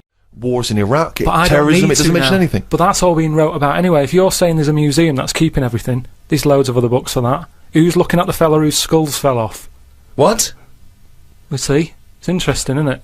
What do you mean the fellow whose skulls fell off? Well, that's what happened the other week, so I wrote about it. What? A fella's skull has fell off. What do you mean his skull has fell off? It's something to do with circulation. But what do you mean his skull fell off? It's in the diary. But how can a skull fall off? Because it's surrounded by tissue and it's got a brain. How can just his skull? How can it detach itself from all the stuff surrounding it? You mislaid all his dreams. But all I'm saying is that's not getting a look in. No, because it's not significant or probably true. Good point, Steve. I don't. All right. know Well, what's let me anything just. based on. I'll just consult the diary quickly and find the moment with the man whose skull fell off. Oh, here we are, yeah. Looks like the world's fattest man is having an operation to get rid of some of the fat. Yeah. He has to have an iron bed because that's the only thing that can hold his weight. Yeah. There's also a man whose skull has fell out. He's in hospital somewhere. I hate that. It would make me panic. The hospital is busy with people coming in to look at their head. What are you talking about there? That tells us nothing. Right, it's impossible for a skull to fall out. How are scholars in 10,000 years going to be... What are they going to decipher from that? They can sort of. There's not enough incident detail. But how did his skull fall out? Circulation problems. But answer the question. How did his skull fall out? Fall out of what? He was at home, and I don't know if he was combing his hair or something, but it come off. What did? His skull. What do you mean, his skull? Do you know what the skull is? It's a part of the head. Well, no, it's the structure of the head. It's the bone. Do you mean the top of the skull? This is only useful if you have all the salient facts. Then it would be of interest to us. We could. Well, that I couldn't take that on. I'm busy. I'm not going to start looking into stuff in depth. Just get the details. God, you're such an idiot. You are the best. Oh, idiot in the. Get it on DVD. It's an embarrassment. £7 worth of old video, pan and scanned. I bought it now. That's what they're getting. Right. He's put a downer on it. All the work you know, that went into that, and then just gonna fob them off with a bit of old celluloid like that. Right, listen, still to come, right? We've got, the monkeys thing. Oh, chimpanzee that! And when I was out last Sunday, right, at Johnny's birthday party, Yeah. Steve was there. Yeah. Got talking about stuff. And a debate that we didn't really finish cropped up. It blew your mind, didn't it? Amazing. Oh, I know about this. Steve told me. This is the infinite amount of monkeys. Or a monkey with a typewriter and an infinite amount of time would eventually come up with the works of Shakespeare. Yeah. There was no debate. It's a philosophical, mathematical problem. There's no debate. It's true. It wouldn't happen. No, listen, Carl, listen. Infinity sorts it all out for you, right? An infinite amount of monkeys at a typewriter, right? They do everything. They type everything. Infinity just sorts it all out for you. There's no getting to it and they're going, oh well, let's have a look what they've done. This one's come close. Did Romeo and Juliet? It would do it all. It would type everything ever possible, conceivable. Yeah, but it's a mathematical Well, infinity. we've heard your side of the argument, Rick. And I'll be honest with you, it's a persuasive one. But let's hear Carl, because he heard about this in a pub last week. Yeah, so what's your he's got some problem? strong What's your ideas problem with himself. it? What's your problem with it? well, first of all, right, you're saying it's a load of monkeys. It's not just one monkey. It Depends. that can live forever. No, wait. It's either a chimpanzee with a typewriter with an infinite amount of time. He would eventually, by definition, mathematically, type everything ever possible. Okay, or it's an infinite amount of chimps with typewriters, and one of them will type it first time. But already, that's sort of that's not right. You either need to have What do one you mean? monkey. What? You mean Let's hear his employment point. laws? He What do you mean can't- it's not right? Let's hear him out, please. If it's one monkey Yeah. with a typewriter that's got loads of ink in it and that, right? At least it knows what it's done in the past. It's not. Keep going. Cry. If you've got a load of monkeys, it's like if you have too many. What's that saying about too many chefs? Too many spoil- chimps spoil the soup. Right. Well, it's the same thing. It's like, well, I didn't tell you to put salt in it. I was going to put salt in it, and it messes it up. Whereas if it's just one, they know what's gone on. So what I'm saying is, honestly, Just leave him go. I can't be bothered. I want Steve. to hear. I want to hear the rest. This blows my mind. He doesn't know what this does to me. It's a mathematical problem. I want to hear the rest. well, it's just I just don't think it will happen. What do you mean you don't think it'll happen? Infinity works it out for you by definition. Well, what's stopping them typing the same thing again? They would. In fact, the problem should be if you had an infinite amount of time that it would type that works for Shakespeare an infinite amount of times and everything else an infinite amount of times. But you know, that's not as. But not Shakespeare. Oh! Shut up, you idiot! Rick, do you know what he said to me? I said to him, I explained it to him, I said, you've got an infinite number of monkeys, infinite number of typewriters, they will type the complete works of Shakespeare. He said, have they read Shakespeare? You're an idiot! Play a I record, said no. 'cause I'm not having this They're not conversation. doing it from I'm not memory. having it, because it really, really winds me up. But you're saying they'll do it with no spelling errors. Well, they do it an infinite amount of times. And they do it wrong an infinite amount of times. And they spell the last full stop wrong an infinite amount of times. And they get one thing wrong in Hamlet wrong an infinite amount of times. They do everything an infinite amount of times. But are they going off a story that they've... Play a record, Carl, because I'm going to knock you out! I'm just saying... Shut up! Do they know the story? Oh, They're monkeys! Oh, Christ. No, right, okay.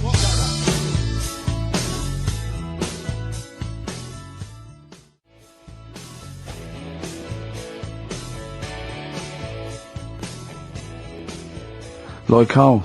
She's a girl and I'm a man. Good that, innit? On very good. XFM, 104.9, Ricky Gervais, Steve Merchant, Karl Pilkington. As ever, Rick, there's always someone who steps in to defend Carl. Okay, what is the defence? What is the defence? Here's an email from Scott Coomer. He says, Carl is actually right. I've got an A-level in statistics and probability. It doesn't matter how long they have and how many monkeys you have, you cannot guarantee they would type the complete works of Shakespeare. Infinity makes it probable they would get it right, but not definite. Yeah. Well, yeah. Yeah. That's what I was saying.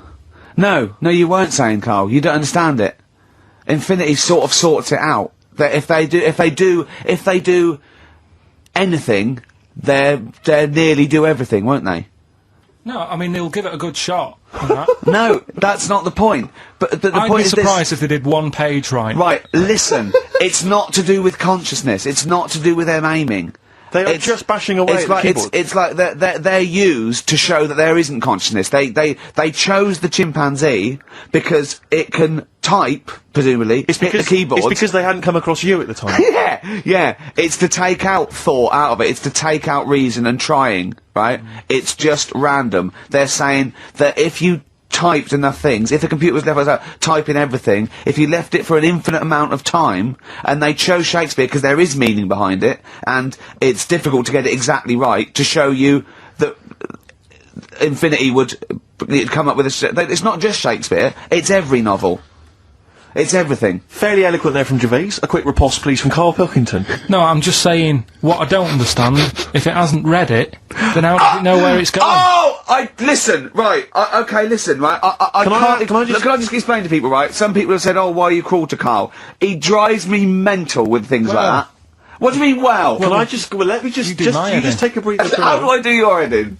He keeps coming in the week. You know that I work here properly, in the week, don't I? Yeah, I've got a proper job, should be 9 to 5, but I normally get in at about 8 o'clock and work A lot of till people about get in at 8 o'clock.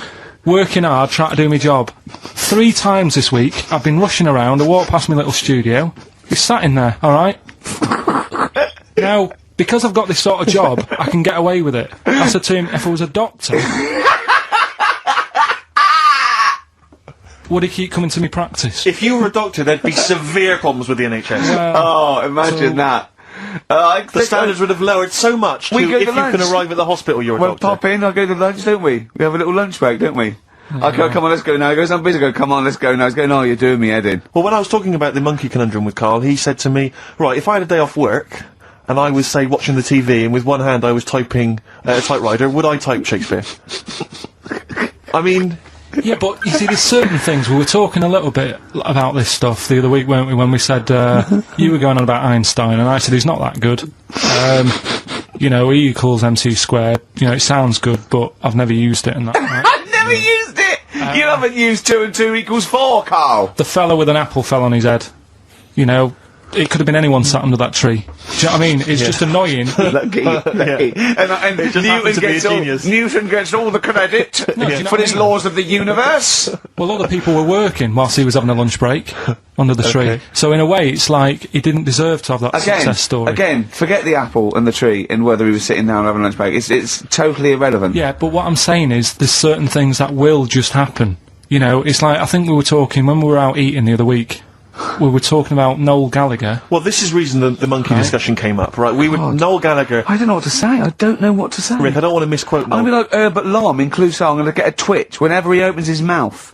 I don't know where to start with some of his statements. Well, as I say, this discussion began because we were talking about a quote that Noel Gallagher supposedly gave. Now, I don't want to misquote Gallagher, but the gist of it was that he said, had I... written Wonderwall or whatever, instead of the Beatles writing Strawberry Fields or whatever, I'd be the one that was considered the great songwriter and it wouldn't be the Beatles. You know, it's just the fact that they came first that meant that they get all the credit as being the greatest band in the world. I don't know where to start with that statement either. I mean, that's Gallagher's thing, and he's, you know, well, whatever, we know what we think of that. What was your point, Karl? You agreed with him, didn't you? Yeah, I reckon, right, do you know we've talked about putting a baby in a room before and it'll know what colour it is and stuff? If you've got a room that's painted red... Right, but forget that, because that's going to confuse it. Hear him out, listen to me. Say if they did some new TV show, right?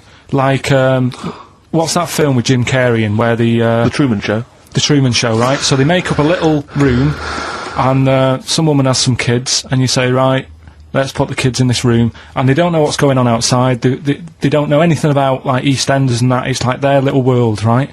They don't know anything that's gone on. How could a child survive without EastEnders? Right, listen, so he's sat in the room, right, and then when they're all asleep... Right, wait for this bit. Someone Have you heard this bit? Yeah, wait for this bit. They're all in a room. Yeah. They're asleep. Yeah. Someone pops in, puts a guitar next to the bed. Right? Nipped off out again. They wake up in the morning, and one of them goes, what's this? They don't even know it's a guitar, because they've never seen one. Right? They're talking English, though. Yeah. We just left guitar out of the vocabulary. Right, so... There's plenty more to come. So, one of them will pick it up, and they'll go, I don't know what it is, and they'll start strumming, they'll go, that sounds good, doesn't it? Give them a few weeks, they could come up with Hey Jude. Whereas, typing Shakespeare, a monkey that can't even spell... I see that.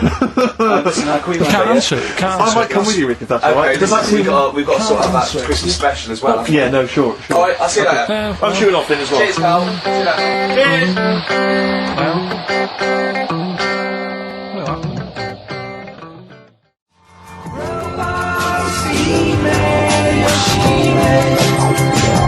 Flaming Lips. Yoshimi battles the Pink Robots on XFM 104.9. Before the ad break, Steve Miller Band, Fly Like an Eagle. Great track. Lovely to hear that. Brilliant track. We're not scared of playing that sort of stuff, are we? Indeed. We got some great... I think we're underestimated here. People think we're just like, you know, two guys and a buffoon in a room. But we're so much more than that. We try and put together a whole package for them, don't we?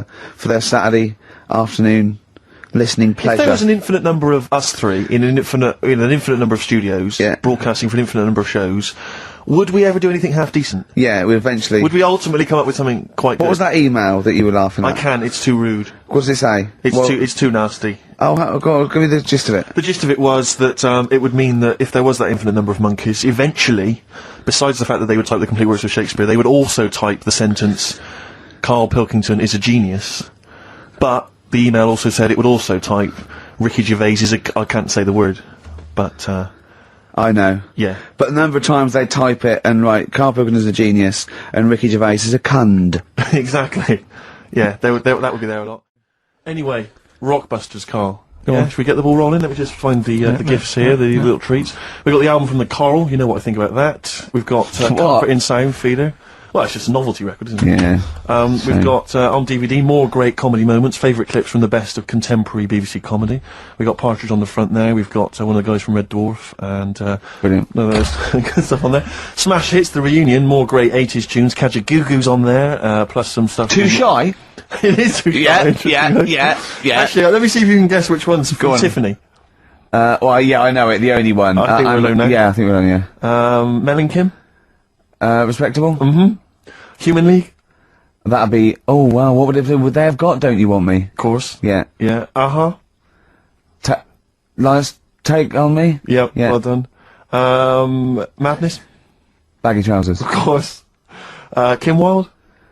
Kids in America? Yeah, so there's just all those treats. If you like a song from an 80s band, it's probably on there. Yeah, okay. Plus we've also got on VHS, Graham Norton, some kind of best of compilation from his TV show. So, there are the, Hold on, is it the one where he talks to sort of female gay icons and looks at the internet? Because that's my favourite one. Right, there you go, let's do Rockbusters.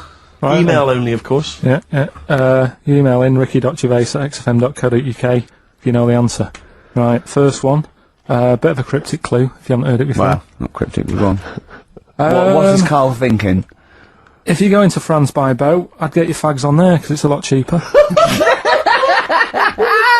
Imagine Bob Holness. Sorry, we're out of time. Sorry, your minute's up. You've won nothing. I was reading that question out. Sorry, right. so what's the... Well, let's do it again, and I want it to be exactly the same, word perfect. I bet you it will change all over the place. It'll be different. He's lost it. Go to France, buy yourself a boat, Yeah. fags are cheaper. Okay, fingers on the buzzers. You've only got 10 seconds to win the gold run. Okay, first up. Here, I'll tell you what, no, seriously, if you're thinking of going to France, well don't, because go on the ferry, get the fags there, because it's cheaper. Go on. Right, so that one again. If you want to buy some fags, you're going over to France on the boat, get them on there, because you'll save a few quid. BF. BF. Right? BF. Okay. Right, the second one. This little foreign cafe's growing its own steak. This little foreign cafe is growing its own steak. Yeah. This little foreign cafe's growing its own steak. Go on. D. Alright. Right? Okay. And the last one, Is that part of it? Hang on. He's the best, isn't he? He's the best. The Jamaican fella might have screamed this on the Titanic. What? The Jamaican fella might have screamed this on the Titanic. Yeah. What's it start with? It's CD, that one. making fun of might have screamed this on the Titanic. Ricky.Gervais@xfm.co.uk. So we'll get Rockbusters out of the way. Have we got a winner? Yeah, come on then. See, it worries me that we've had very few entries. I think that even your mental fans aren't getting these, which is really worrying. They must be terrible clues this week. Alright, well... Has anyone got them right, Steve? I think there's just one guy, yeah, who I suspect has won in the past. Well, so what? Right, the first one. If you go out of France by boat, you might as well buy your fags when you're on that, because you'll get them a lot cheaper. Brilliant. Right? Yeah. BF. Yeah. Buy it ferry. Right? That's like... What? Buy on ferry. What? Buy on ferry? What's that? Is that a band? What? What is it? I don't know what it is. Brian Ferry. Brian Ferry? What's that got to do with buying on a ferry, though? Just because he's quite close to it. Buy on... buy on ferry. What? Buy on ferry. Sorry, what's your first language? The second one. That's rubbish, that doesn't count. No, Brian Ferry. Brian Ferry, buy on ferry. There's this little foreign cafe. It's growing its own steak. That's Delamitri. The third one. What? Sorry, what? What is that? What is that? Delamitri. Delhi is a little foreign cafe. Yeah. A meat tree and that. A meat tree? A meat tree? What were the initials for that? Just D for that. Just D for that? Yeah. So not DA? So you didn't even give them a chance to get the group? Oh, they got it. Well, no. No, they didn't. Right, it's the end. Go on, right. Go on. Delhi meat tree? Delhi meat tree. One word. D. Or any letter. They're growing their own meat. M's in it. Go on. Okay, so Bayern, I love Bayern Ferry. And Oxymusic was brilliant. I love Oxymusic. Go on. Can I just point out, Rick, that, we've David Bowie? Delhi meat tree. Yeah. I don't see why, necessarily, Aidan, who, emailed in, why he doesn't get to win, because he emailed in dire steaks. Seems to be just as valid, as far as I can tell, but Delhi meat tree it is.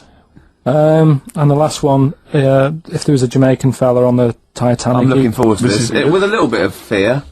Jamaican fella, if he was on the Titanic, he probably would have screamed this. Yeah. That's Christ de Berg.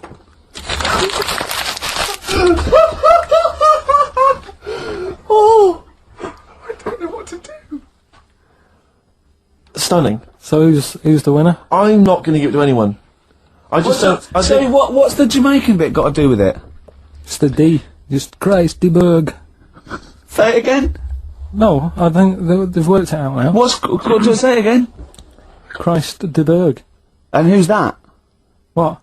Who's that? Who's what? Who's Christ de Berg? Chris de Berg. Who's the winner, Steve? Do you know what? I'm going to give it to Aidan, because he just treated you with nothing but contempt. Steve Martin emailed in again. He got the first two, and then the last one he just emailed, I neither know nor care about this answer. I'm tempted to give him... Do you know what you've done there, don't you? Go on. You've put the nail in the coffin of Rockbusters. I warned you for 3 weeks, and you sort of bucked your ideas up for a little while. But Christ de Berg... Those are the worst you've ever done. The worst are Delamitri, so, and didn't it just put D, and then Bayern Ferry. Bayern Ferry. Bayern Ferry. So...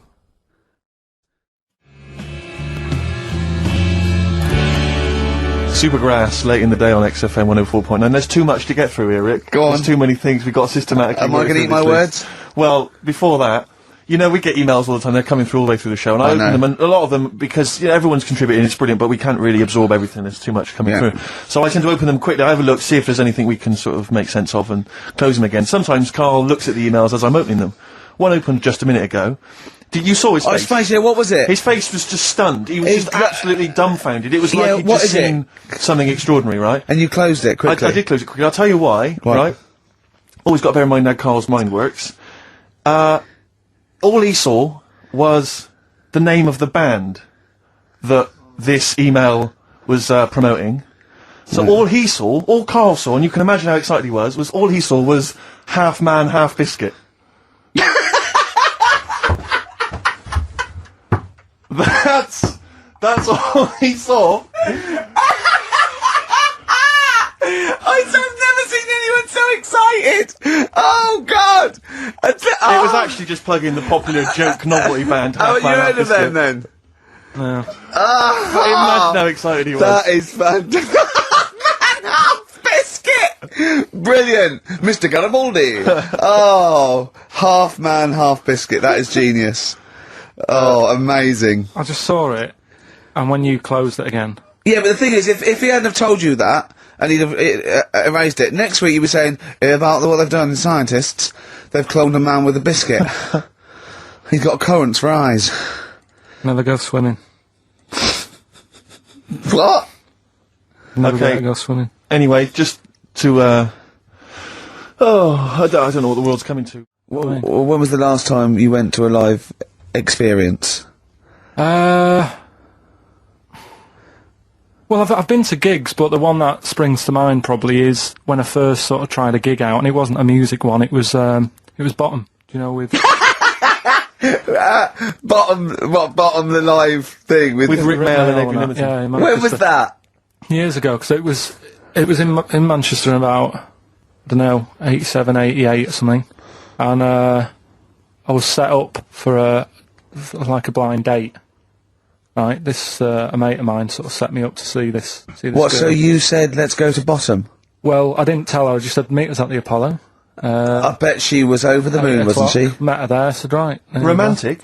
Going to see some middle-aged men run round in pants. Brilliant. Well, it's good. It's one of them things that afterwards you've got something to talk about, haven't you, and stuff. Yeah. So And was it a good gig? Yeah, it was all right.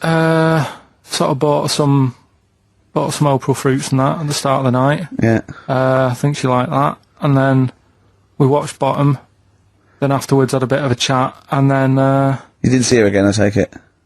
I would have done, right, 'cause she was all right looking and everything. Yeah. But when we were chatting, she said she had a problem with a marrow What? and that.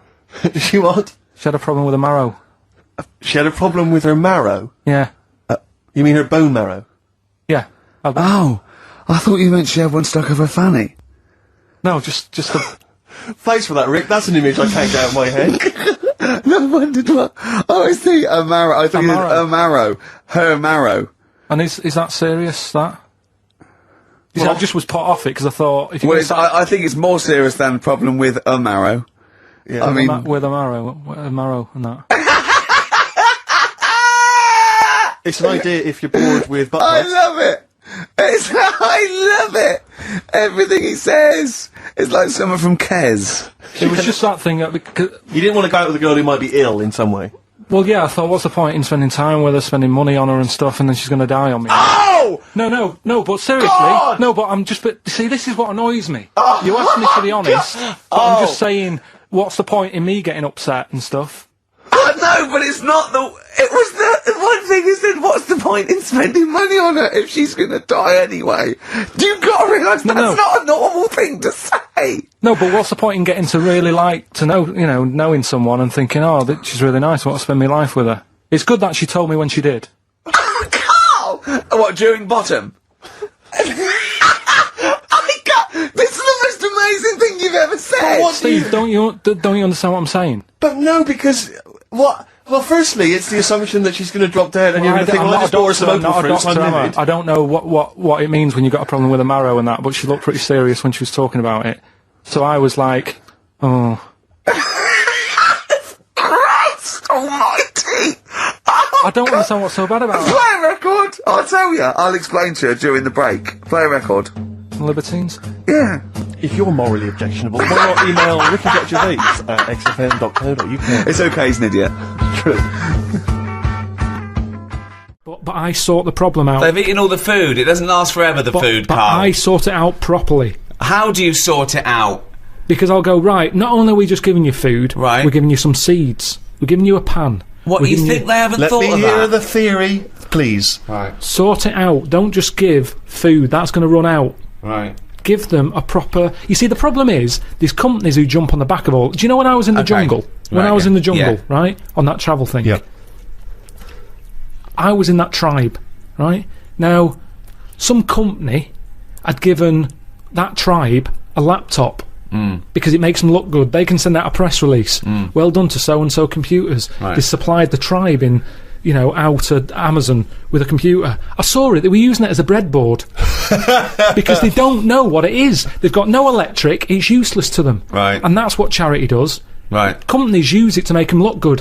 When I was there and I really needed to go to the toilet, I was thinking, tribe, I wonder what their toilet facilities are like, right? Thinking it might be better than just doing it in a hole. Surely they've built a toilet. They're not stupid people. They kill animals. They know what they're doing. They know how to cook. Surely they've built some sort of unit. Turns out they don't. They still do it in a hole. But some company had been there, some plumbing firm, and given them a toilet, right? The bloke who, the producer who was out there, he said, you'll be happy. There's a toilet round the back there. I'm thinking, brilliant. I go round there. It is a toilet, but it's not plumbed in. Sure. So it's just a vase with shit in it. It doesn't work, and this is what we need to do. We need to get out there and say, this is how it works. Educate them. Okay, so let's do this then. So it's just with the seeds. You're not giving her. So I'm a starving African.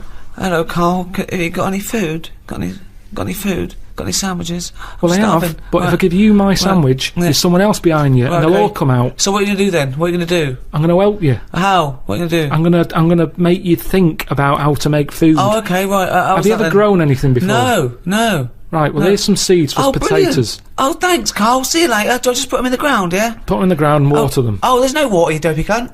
There is some No, water. there's no water, you dopey cunt. That's why we're starving, you dopey cunt. Right, well, at that point, that's where I go, well, this is a lost cause here. Right. There's no point. Can I have your sandwich after all? No, or you're what? not having it. You're not having it now. So not only can I have a sandwich, you give me seeds with no water, you useless, bald-headed fucking twonk. Right, but all I've done there is made the mistake of the computer firm who's given a laptop to a tribe. Right. It's useless. Right. But there's got to be another way round this. Go on then. Either move. Right. Because every year they're going to be queuing up saying, I'm hungry, give me a sandwich. No, you're not having another sandwich. Once again, it's an utterly ill-informed discussion. I'm just saying, there's no point queuing up every year. Do you want a sandwich? Here's a sandwich. But Carl, the next year, can I have a sandwich? Where's your brother? He died.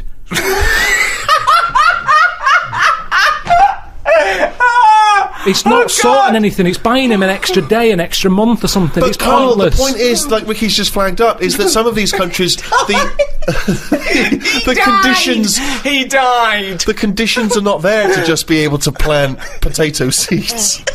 So what are they meant to do then? Do you think we should go out every month, every year with sandwiches? Is that your answer, like some sort of buffet, an all-you-can-eat thing once a year? Oh God! You see, it is bad. I don't want to come across harsh. They've got nothing. We waste stuff here. Waste annoys me just as much. Right. When I see sandwich shops chucking stuff out in bin bags, binning it, when there's people out there who are hungry, it's ridiculous. Yeah. But I don't understand. Right. It's a problem that isn't being solved. So your conclusion for these people, because there's no water where they are, right, is move. That is your honest. They should move. Well, what's your solution? Well, I don't know. I don't know the ins and outs. I don't even pretend to know. But I tell you, it's not just it's sticking a, what's that saying? I don't know, sort of sticking a plaster over a hole or something, and the plaster comes off. It's a problem again. Yeah, that's the saying. Yeah, it's the same. I think that was Mark Twain. No, sounds more like Gandhi. 104.9 in London. XFM. Wow, here's a bit of a turn up for the books. Karl Pilkington on the line. Right. Yeah, where you been? I'm off ill, aren't I? Right. Okay, what's the matter with you? Just a bit bunged up and that, and got the shakes, got that sort of, that shaky thing to get. Yeah, that's because you didn't eat last time when Suzanne was at work. Yeah, well I think that's what brought it on, plus she was away in the week and I put some wet jeans on. And I think that's what's caused the problem. Well, when did you put them on your head? No, they were just on the Maiden and their legs felt dry, but they Just on the what? On the what? Have you got the Maiden? What was she doing there? What do you mean? On the Maiden that you put clothes on. What? Your clothes horse. Maiden. Your clothes horse. Well, yeah. Right, okay, so you put wet jeans on, yeah? So that's why I'm ill and that. I'm not having a good time. I've been watching the football. So you're just sitting at home watching telly, where you could have been sitting here? Well, I would have been better off there, because I've got a chair there. I've got no chair at home at the moment, because I sold it last week. Why did you sell a chair? What, you only had one chair? What? Look, can't we just, I just was calling up to let you know I was alright and that. We're not interested in that, we want to know about the chair. I sold it. I had a little two-seater, and I sold it because I'm getting a new one, but I've got to wait another month. So you've got to sit on the floor for a month? So you sold a chair before you had another one? Well, she might not have wanted to buy it in a month or something. So I got rid of it whilst I could. She was alright, buddy. We'll talk about that next week. Oh, you're going to be in next week? I look forward to that then. That's a dynamite piece of radio to tune in for. The day Carl sold a chair. Brilliant. Alright. So you alright then? It's going alright? But why did you take this long to call? We asked you to call since the very beginning. We've been phoning you. Why is your phone switched off? I heard the beginning.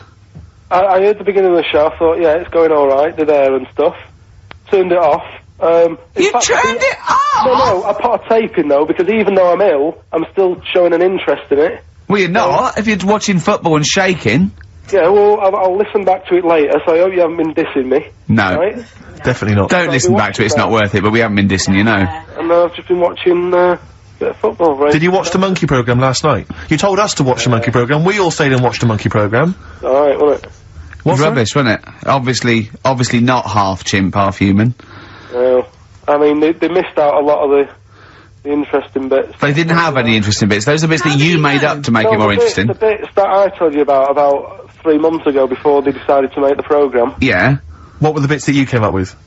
Well, they missed out the bits about, you know, the zookeeper. Right, there wasn't a zookeeper, yeah, go on. Well, there was, but they left that bit out. Well, okay, fine. And they left out the bit where it ran from there in 1975. In terms of those that did research, they actually went and filmed it, you read it on the internet. Yeah. Yeah. Chances are you're the one with the facts wrong. Yeah, I think they also left out the bit when it jumped over 3 double-decker buses on a motorbike. On Evil Knievel's motorbike. Yeah. So, I can't believe it. I cannot believe it. Not only do you not bother turning up, but you turn off the radio and start watching football. Yeah, I turned it off, but I've recorded it. I'll listen back later and sort of... Well, what good is that? Sort of, I like to keep it in shape and that. I'll have a word next week. Alright. If you receive any phone calls from people you don't know, we don't know anything about that. Instantly, we don't know why that is happening. That is just gonna be a weird, spooky thing, so... And don't bother telling the story about, Men in Black 2 either, because I don't think people will be interested. Actually, on the subject of Men in Black 2... What? Have you seen that, Steve? No, I haven't, Carl. Tell me about it. You should see it. Go on. Why? Because there's this thing in it. Go on. What, a stupid, bald Mancunian tosser? No, weirder than that. There isn't anything weirder than that. Hey guys, it was gangly. Keep talking. And, you've got to see it, because you wouldn't believe how the likeness and that. You've got to get the film out tonight. Right. It's not as weird, it had a normal voice, right? He's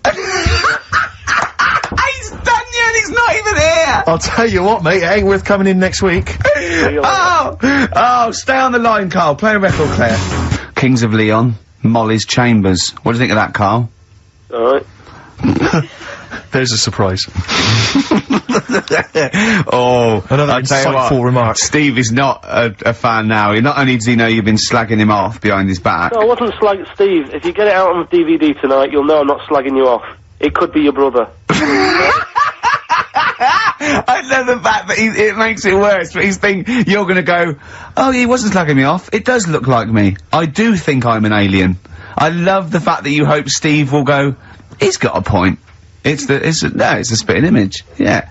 I am, seriously, Carl, I'm really angry. I'm so angry with you at the moment. You haven't seen it yet? No, I know, because I know what it's gonna be, and I'm just, Why? I'm fuming. I'll tell you why I'm angry, because he doesn't do it in jest. No, but what do you think it's gonna look like? What do you think this thing's gonna look like? Gonna look ludicrous. It's not gonna look anything like me, but he's gonna, like, pretend it does. Go on, what? Go on. No, it does look like you. Yeah, of course it does. And you looked like the, Human Z. Well, I mean, to be honest, you did a bit, Carl. You walk like him, you're bold like him, you got a sort of gormless face like him. Any more? I don't smoke. That does. I'm not arguing with you, I'm not well on that. Oh, you're not well. What exactly is wrong with you? You whinger. Well, it's just, do you know, like I always tell you about the restless leg syndrome I've got? It's like that, but all over. So you're just shaking around the house? I'm just, yeah. What do you look like, Elvis? What are you doing? You're shaking around the house. I'll tell you, with your bald head, you probably look like an enormous vibrator. Oh, God. That's what you probably look like if you strip naked. Oh, you'll have the Scottish widow coming round. Oh, dear. That's, what's her name, by the way? I heard you talking about that. That's, Amanda Lamb. Amanda Lamb, who's in the Place in the Sun programme. Is she actually a widow? Is she a Scottish widow?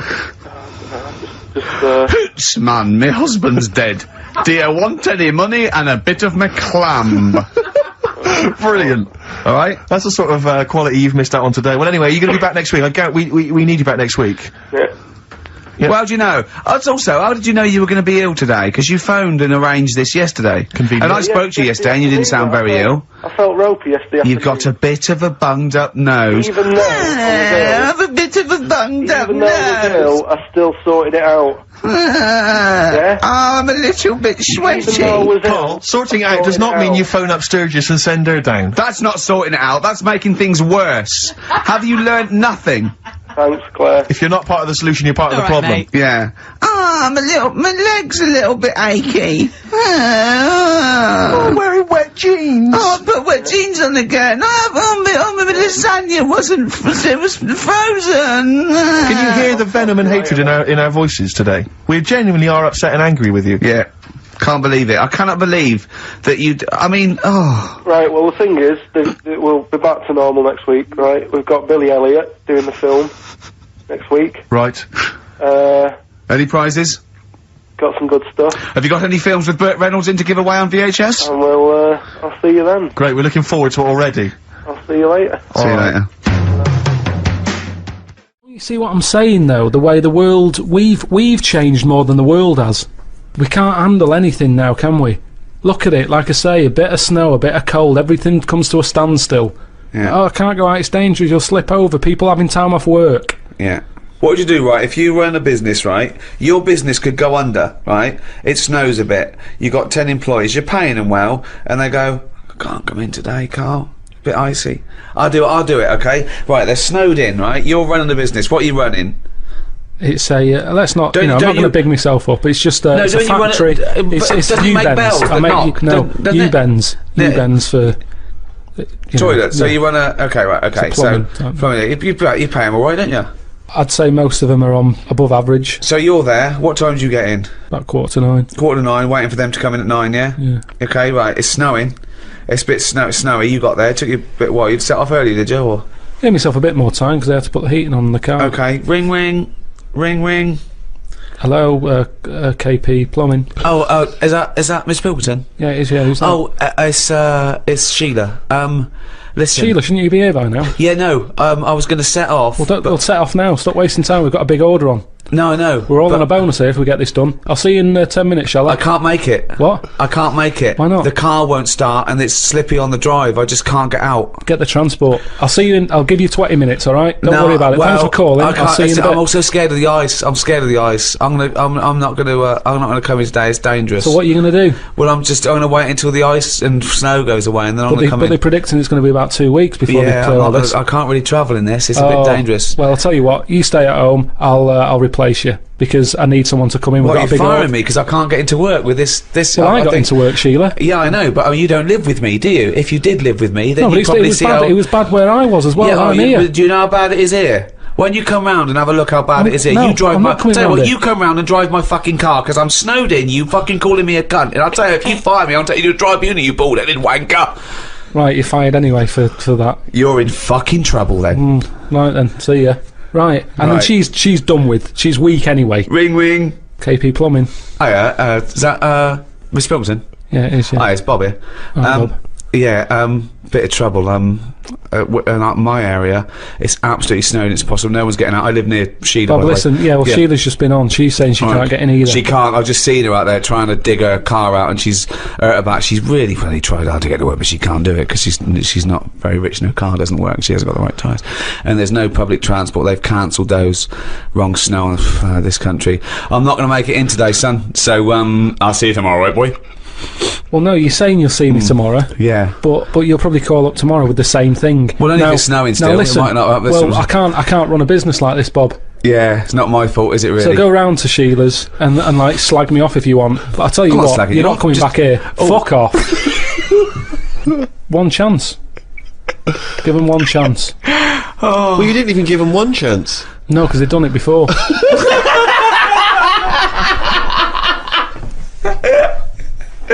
Oh, fucking hell. Just annoys me. But it's all there, isn't it? It's interesting. The one that I was telling you before about, what's the name? The lost letter. The lost letter? What's the lost postcard that's just turned up. Some woman sent a postcard years and years ago to a niece or something, right? Yeah. And her niece was like 3 years old back then. And just now, I think yesterday or the day before, the postcard turned up 74 years late. 74 years late? It took 74 years. And that 3-year-old girl's been living in the same house that whole time? Well, yeah. Sure. There's no weird you see what I mean? There's always a question you can ask to just scratch the credibility of these stories. Yeah. There's always, it's like the apocryphal tale. Was this the slugs? Was this those slugs from last week? Yeah, well, they're holding back because they're slow, because the postman's slug is useless. His round takes him 74 years. Then he's got to go back to the beginning. He's got 74 years, and they can't carry the bag. That's why they turn to glue. That's why they turn to glue. Oh. It's pitiful. It is pitiful. So you don't believe that someone sent a postcard years ago and somehow it's been stuck in the bottom of a post bag or something, and it's only just stuck in the bottom of a post bag? Yeah. That means that there's like a 95-year-old postman who's still wandering around. Did you have to pay like the difference on the charges? Because presumably it wouldn't have had Queen Elizabeth's. It was a penny black, presumably, was it? Yeah. What would be on the stamp? It would have been invalid, surely. Dunno. See, these are the questions you should ask yourself. Because if it's the postman's fault, the post office can't turn around. Who was only street at the time himself, wasn't he? He was dead. No, he is dead. Yeah, he'll be well and truly dead now. Yeah. But the fact is that the post office made an error, right? They lost this letter. Sure. It's only just turned up. They can't turn around and say, sorry about this, I hope it isn't urgent. It's turned up 74 years late, and by the way, you owe us 25 pence. Yeah. They wouldn't do that, would they? That's true. So that's true. You're asking questions, though, you see? That's true, you see. Right, we're doing Rockbusters then. Oh, okay, you should explain briefly what the concept is, Karl, because there might be a few new listeners. It's Blockbusters. Right, go on then. Well, it's not Blockbusters. No, because they were real clues, weren't they? Yeah, that was actually... It says they're a cryptic clue, it's not cryptic. Well, it's like, what am I thinking? This competition is like, what number am I thinking of? Rick, just calm down for a second, let me explain basically what the concept is. You'll remember some of the greats from the past. Yeah. Basically, you give some vague clue, is that right, Karl? And from that, we're supposed to deduct which band or artist you're thinking of. So, for instance, there was one, the West Indian fella spinning a fish round his head, and that was Detroit Spinners. The Trout Spinners. Yeah, Detroit Spinners. Yeah. There was also what happens if you fall over into a puddle in Texas. Wet knee Houston. That is the level of Karl's That's what you're clues. working with. But could I just say, there's no irony in this. Karl doesn't think this is quirky or kitsch or ironic. He thinks these could go on the Guardian crossword. Yeah. Right. Okay. This is the best stuff you can come up with. Yeah. Right. So there's three of them. Yeah. Right. I give you the cryptic clue and to help you along. Well, it is. And I give you some initials of the band or the artist or whatever to help you along as well. Yeah. Three of them. This is on the text only, we don't want emails on this one, just It's the one that gets the highest or the first one to get 3. The first email with 3 or the first one that is the highest. So if no one gets the third one, which I wouldn't blame you for, so if there's like 30 people that get 2, it's the first email that comes in that we pick, and they win a handful of tat, which would you like to go through? I'll search out the tat in a second, I'm not sure where it is, yeah. Good stuff. There's some DVDs and stuff in there, it's not bad, yeah, but it means you go forward to the grand final in 6 weeks' time when you're playing for all that amazing amazing stuff Ricky's got. We've got the signed, genuine, exclusive drawing of Homer Simpson done by Matt Groening, featuring references to Karl. We've got the signed Spinal Tap poster. This is big stuff you can't get anywhere else. No, it's a rare American poster signed by And it's Nigel such a Tufnell. shame that your only chance of winning it is with this inane quiz. Absolutely, it's not down to skill or anything. It's just such a shame that Let's just do it then. Go on Right, the first one. Go on. What you got to remember is it's a band or an artist that XFM play as well, right?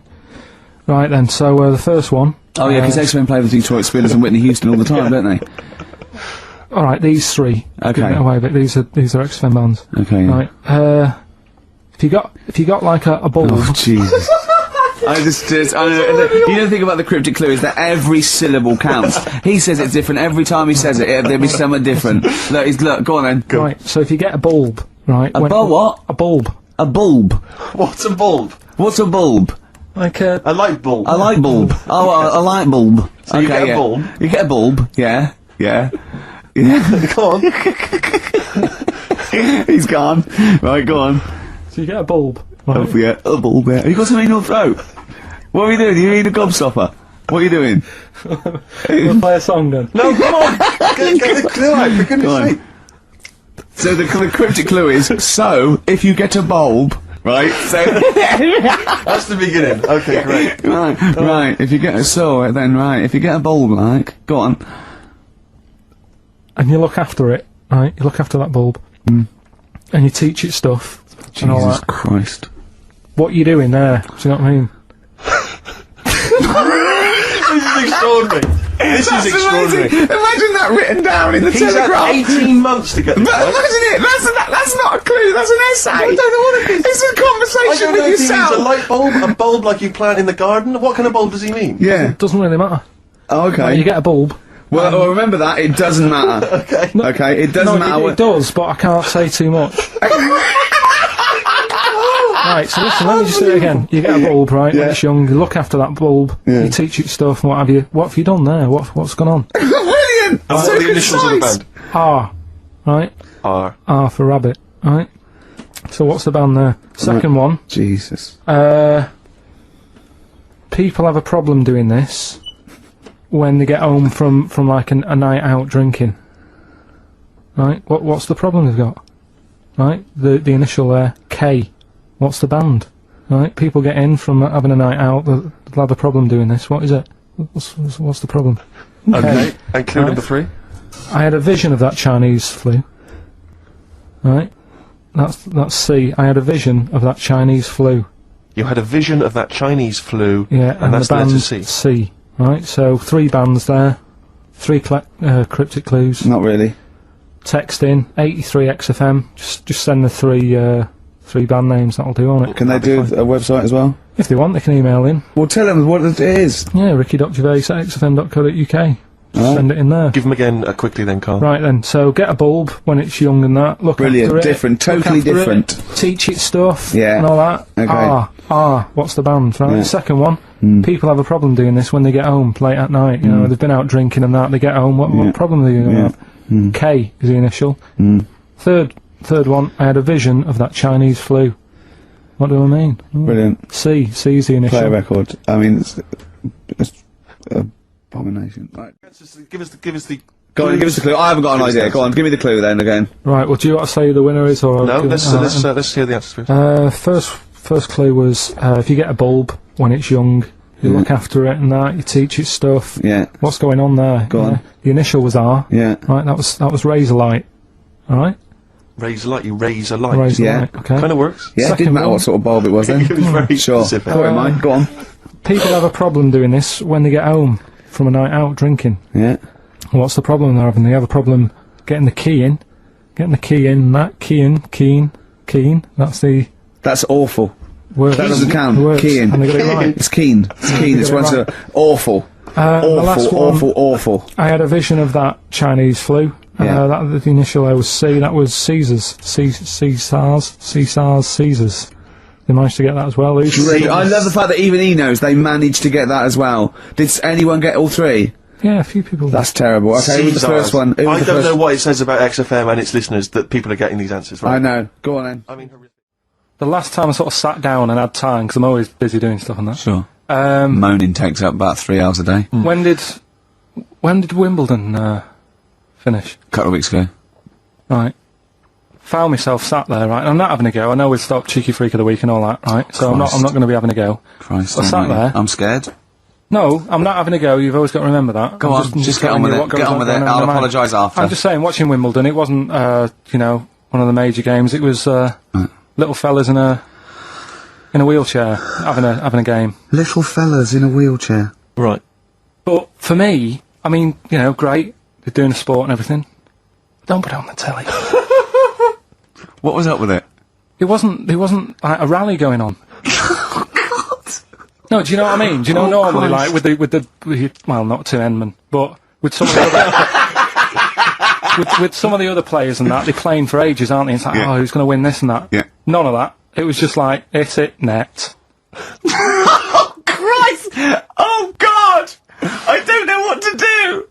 And people would, like, sat there watching it as well, when they've got other games going on in there. That's what I couldn't understand. If you've paid your money to get in...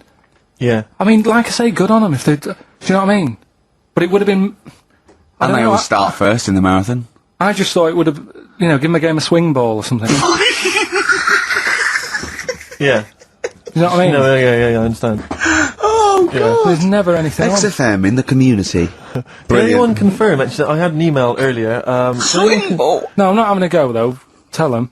This is what I'm like, aren't I? Sorry, this is recording you as well. What do you mean I'm not having to go tell them? Do you think you just said that to me? That do you think you haven't got a microphone? You just said to London, keep wheelchair sport off the telly because they can't get a rally going.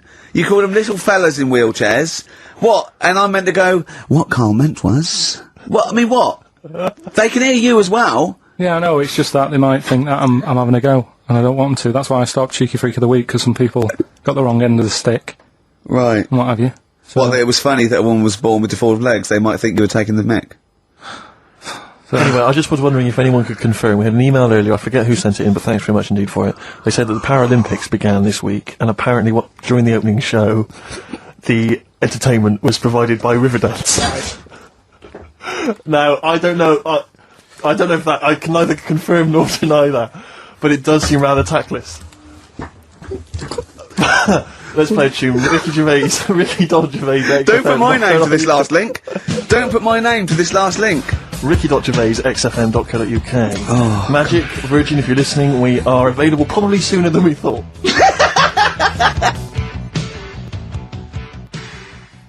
Talking of eating knobs. Yeah. Gilly Goulding. Now What's she been up to? Well, you saw it in I'm a Celebrity, Get Me Out of Here. I haven't been watching it. She popped a little kangaroo knob in the mouth, chewed it up. What, she just found it? Did she line around? No, it was one of the things that she had to eat. It was one of the challenges. Carol Thatcher, you know, a daughter of one of our leaders. Sure. She popped a couple of bollocks in the mouth, chewed them up, swallowed them. Oh. And Gilly Goulding, there was a kangaroo penis there, dried. She couldn't even get... It was so tough, she couldn't even get through it. And then she... eventually she eats it. What, was it like a pepperoni? Yeah. And she... What do you think of that, Karl? What, eating that sort of stuff? Yeah. I watch it, I like those little trial bits, right? Yeah. But what I don't think people realise is, right, it is hard eating a little kangaroo knob. Right? Really? How do you know? No, it's just, you know, you think about it and you go, oh, I couldn't do that, right? But what they never mention on the TV programme, which I think takes it to the next level, right, they're eating that at like 7:30 in the morning. Sure. Right. Which is worse, innit? Yeah. Do you know what I mean? If I was there and Ant and Dec said, right, Karl, eat the knob, I'd go, hang on a minute, give us a few hours, let me get some rice and that on my belly, and just sort of fill me up a little bit more. I'll pop back at about 6:30 this evening, right. have it ready. And I'd be happier then. It's just that thing of, you know, you don't want to eat animal genitals on an empty stomach. So what are you saying? You could... I'm saying, like, I could eat a knob at night, but just cut that there. We'll loop that. If any DJs are listening, just take that quote, "I could eat a knob at night," by Karl Pilkington. Maybe do a dance remix. Yeah, I think maybe you're sort of a house producer, and you could maybe get some kind of high energy beat going, and then we could just send that out to some of the gay clubs. I'm sure it'll be really popular. Please, anyone, send us, that looped with a nice little, funky house beat. Karl Pilkington saying, "I could eat a knob at night." No, but do you know what I mean, though? By that. Not really. Well, okay then, right. Okay.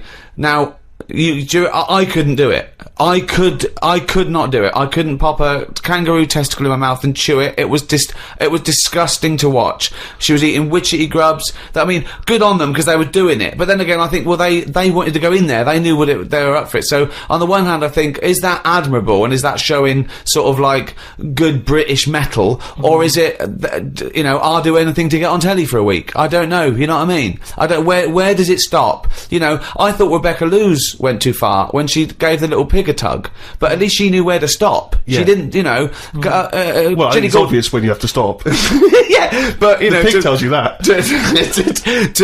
To pop the also, again, where's the kangaroo hopping around without a cock? I tell you, here's another question, right? Bit of a spin-off with animals and that.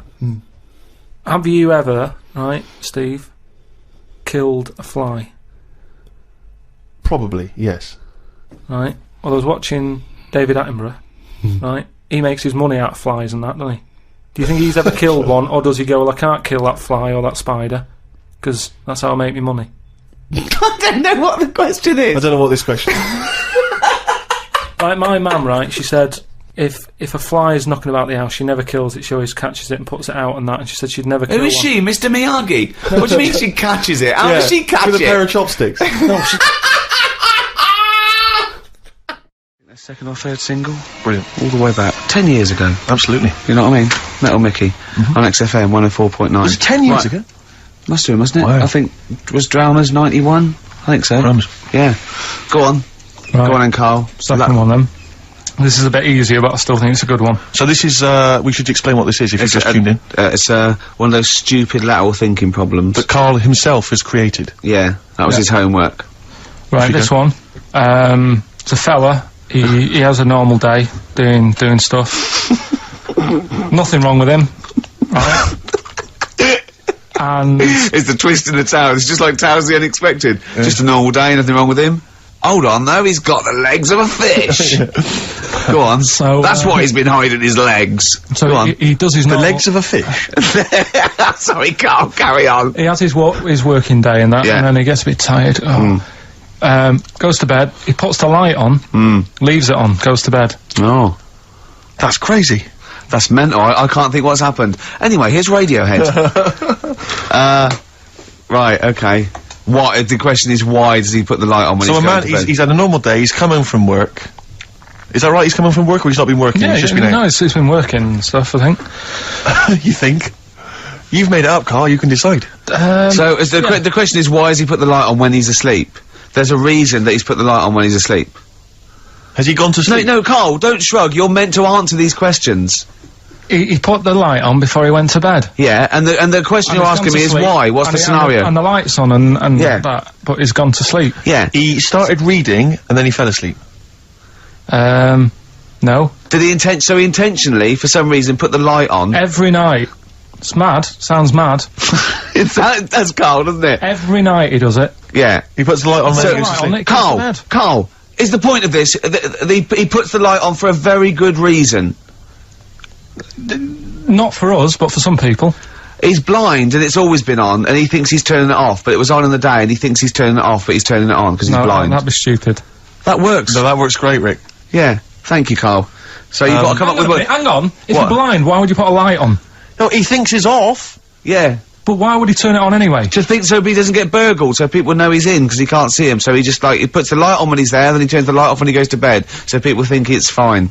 But he's got it out of kilter, and actually he's walking around in the dark all day. I don't believe that if you're blind you turn your light on. I don't think you'd be living on your own, would you? I'm not having that for a second. Do blind people live on their own? I'm not having that for a second. Well, some people do. Lonely blind people live on their own. No, if you got bad eyes. Any of them women? Are there any blind women who are living on their own? No, I mean, if you know of some blind women... 08700 800 1234. We've gone through this. If you are a blind woman... with no standards and you don't care annoying voices and smell... Yeah. Then get in touch with you. Yeah, I mean, you've got to be within the ages of, say, 25 to 65. You know, Right. well, call it 75. You're fussy, aren't you? Fussy all of a sudden. I know. Yeah, go on. If you were blind, would you live in London? Because someone said yesterday there was one struggling outside in Leicester Square, and I don't understand. If you were, I mean, you know, That might have been a tourist. but why come to London if you're blind? It's the worst place in the world to come if you're blind. To hear the sights. To hear the sights. It's a bit mad, isn't it? Well, they have they do the same job. They have tourist needs like anyone else. Yeah. No, but it sort of stinks, and you'd go away going, oh, it's not that good. I just thought that, I thought it was a bit weird. Well, never mind your concern for the partially sighted or sight impaired people coming to London. Get on with this. Yeah. So there he is. Yeah. It's like, oh, a bit tired. Yeah. Just put the light on. Get to bed. Yeah. So he turns the light on and he goes to bed. Yeah. Oh. Should we play a track? He's not sleeping on the job. He's a lighthouse keeper. Well done. Is he a lighthouse That's keeper? not it, Carl. He's a lighthouse keeper. Right. Why wasn't the light on all the time? He's light in the day. You idiot. Play a record. What? Play a record. You're a buffoon. No, actually, the light isn't on in the day, is it? No, it's not. I think you're the buffoon. Oh, yeah. Carl has won! Hey!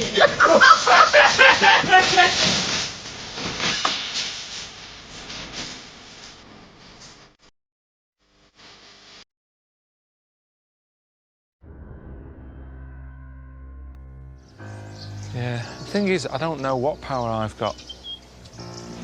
That's the thing. If I start wrestling with him, I don't know how strong I am. I might do some damage. By accident. Because I don't go about punching people and stuff, so I don't know how hard I can hit. I might really hurt him. Well, there you have it, folks. Now, let's see him in action.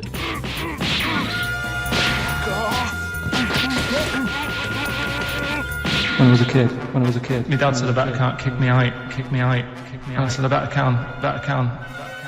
Kick your height? What, you mean kick as high as yourself?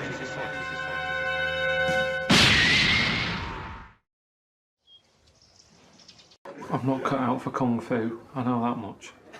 That shouldn't hurt, should it? Just having a cup of tea.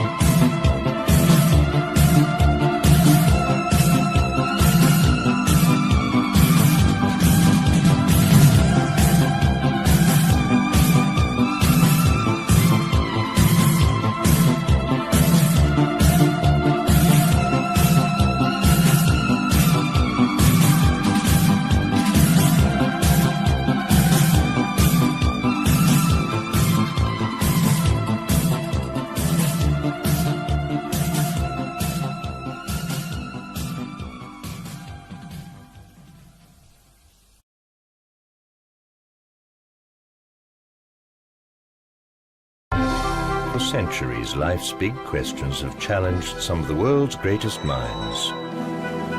The need for love, marriage, and lifelong commitment. The yearning to reproduce, and the survival of the human race. The search for a vocation. The desire to find happiness. And the inevitable death. But Karl Pilkington has not given a second thought to any of these issues. This cat's cross-eyed. I've never seen that before. Now he's turned 40, he thinks it's time he did. He's travelling around the world to see how other people deal with life's big questions. We've had the Iron Age, the Stone Age. This is the about age. Karl wants to know why people get married. Just because two people love each other, they drag other people into it. Get on with it.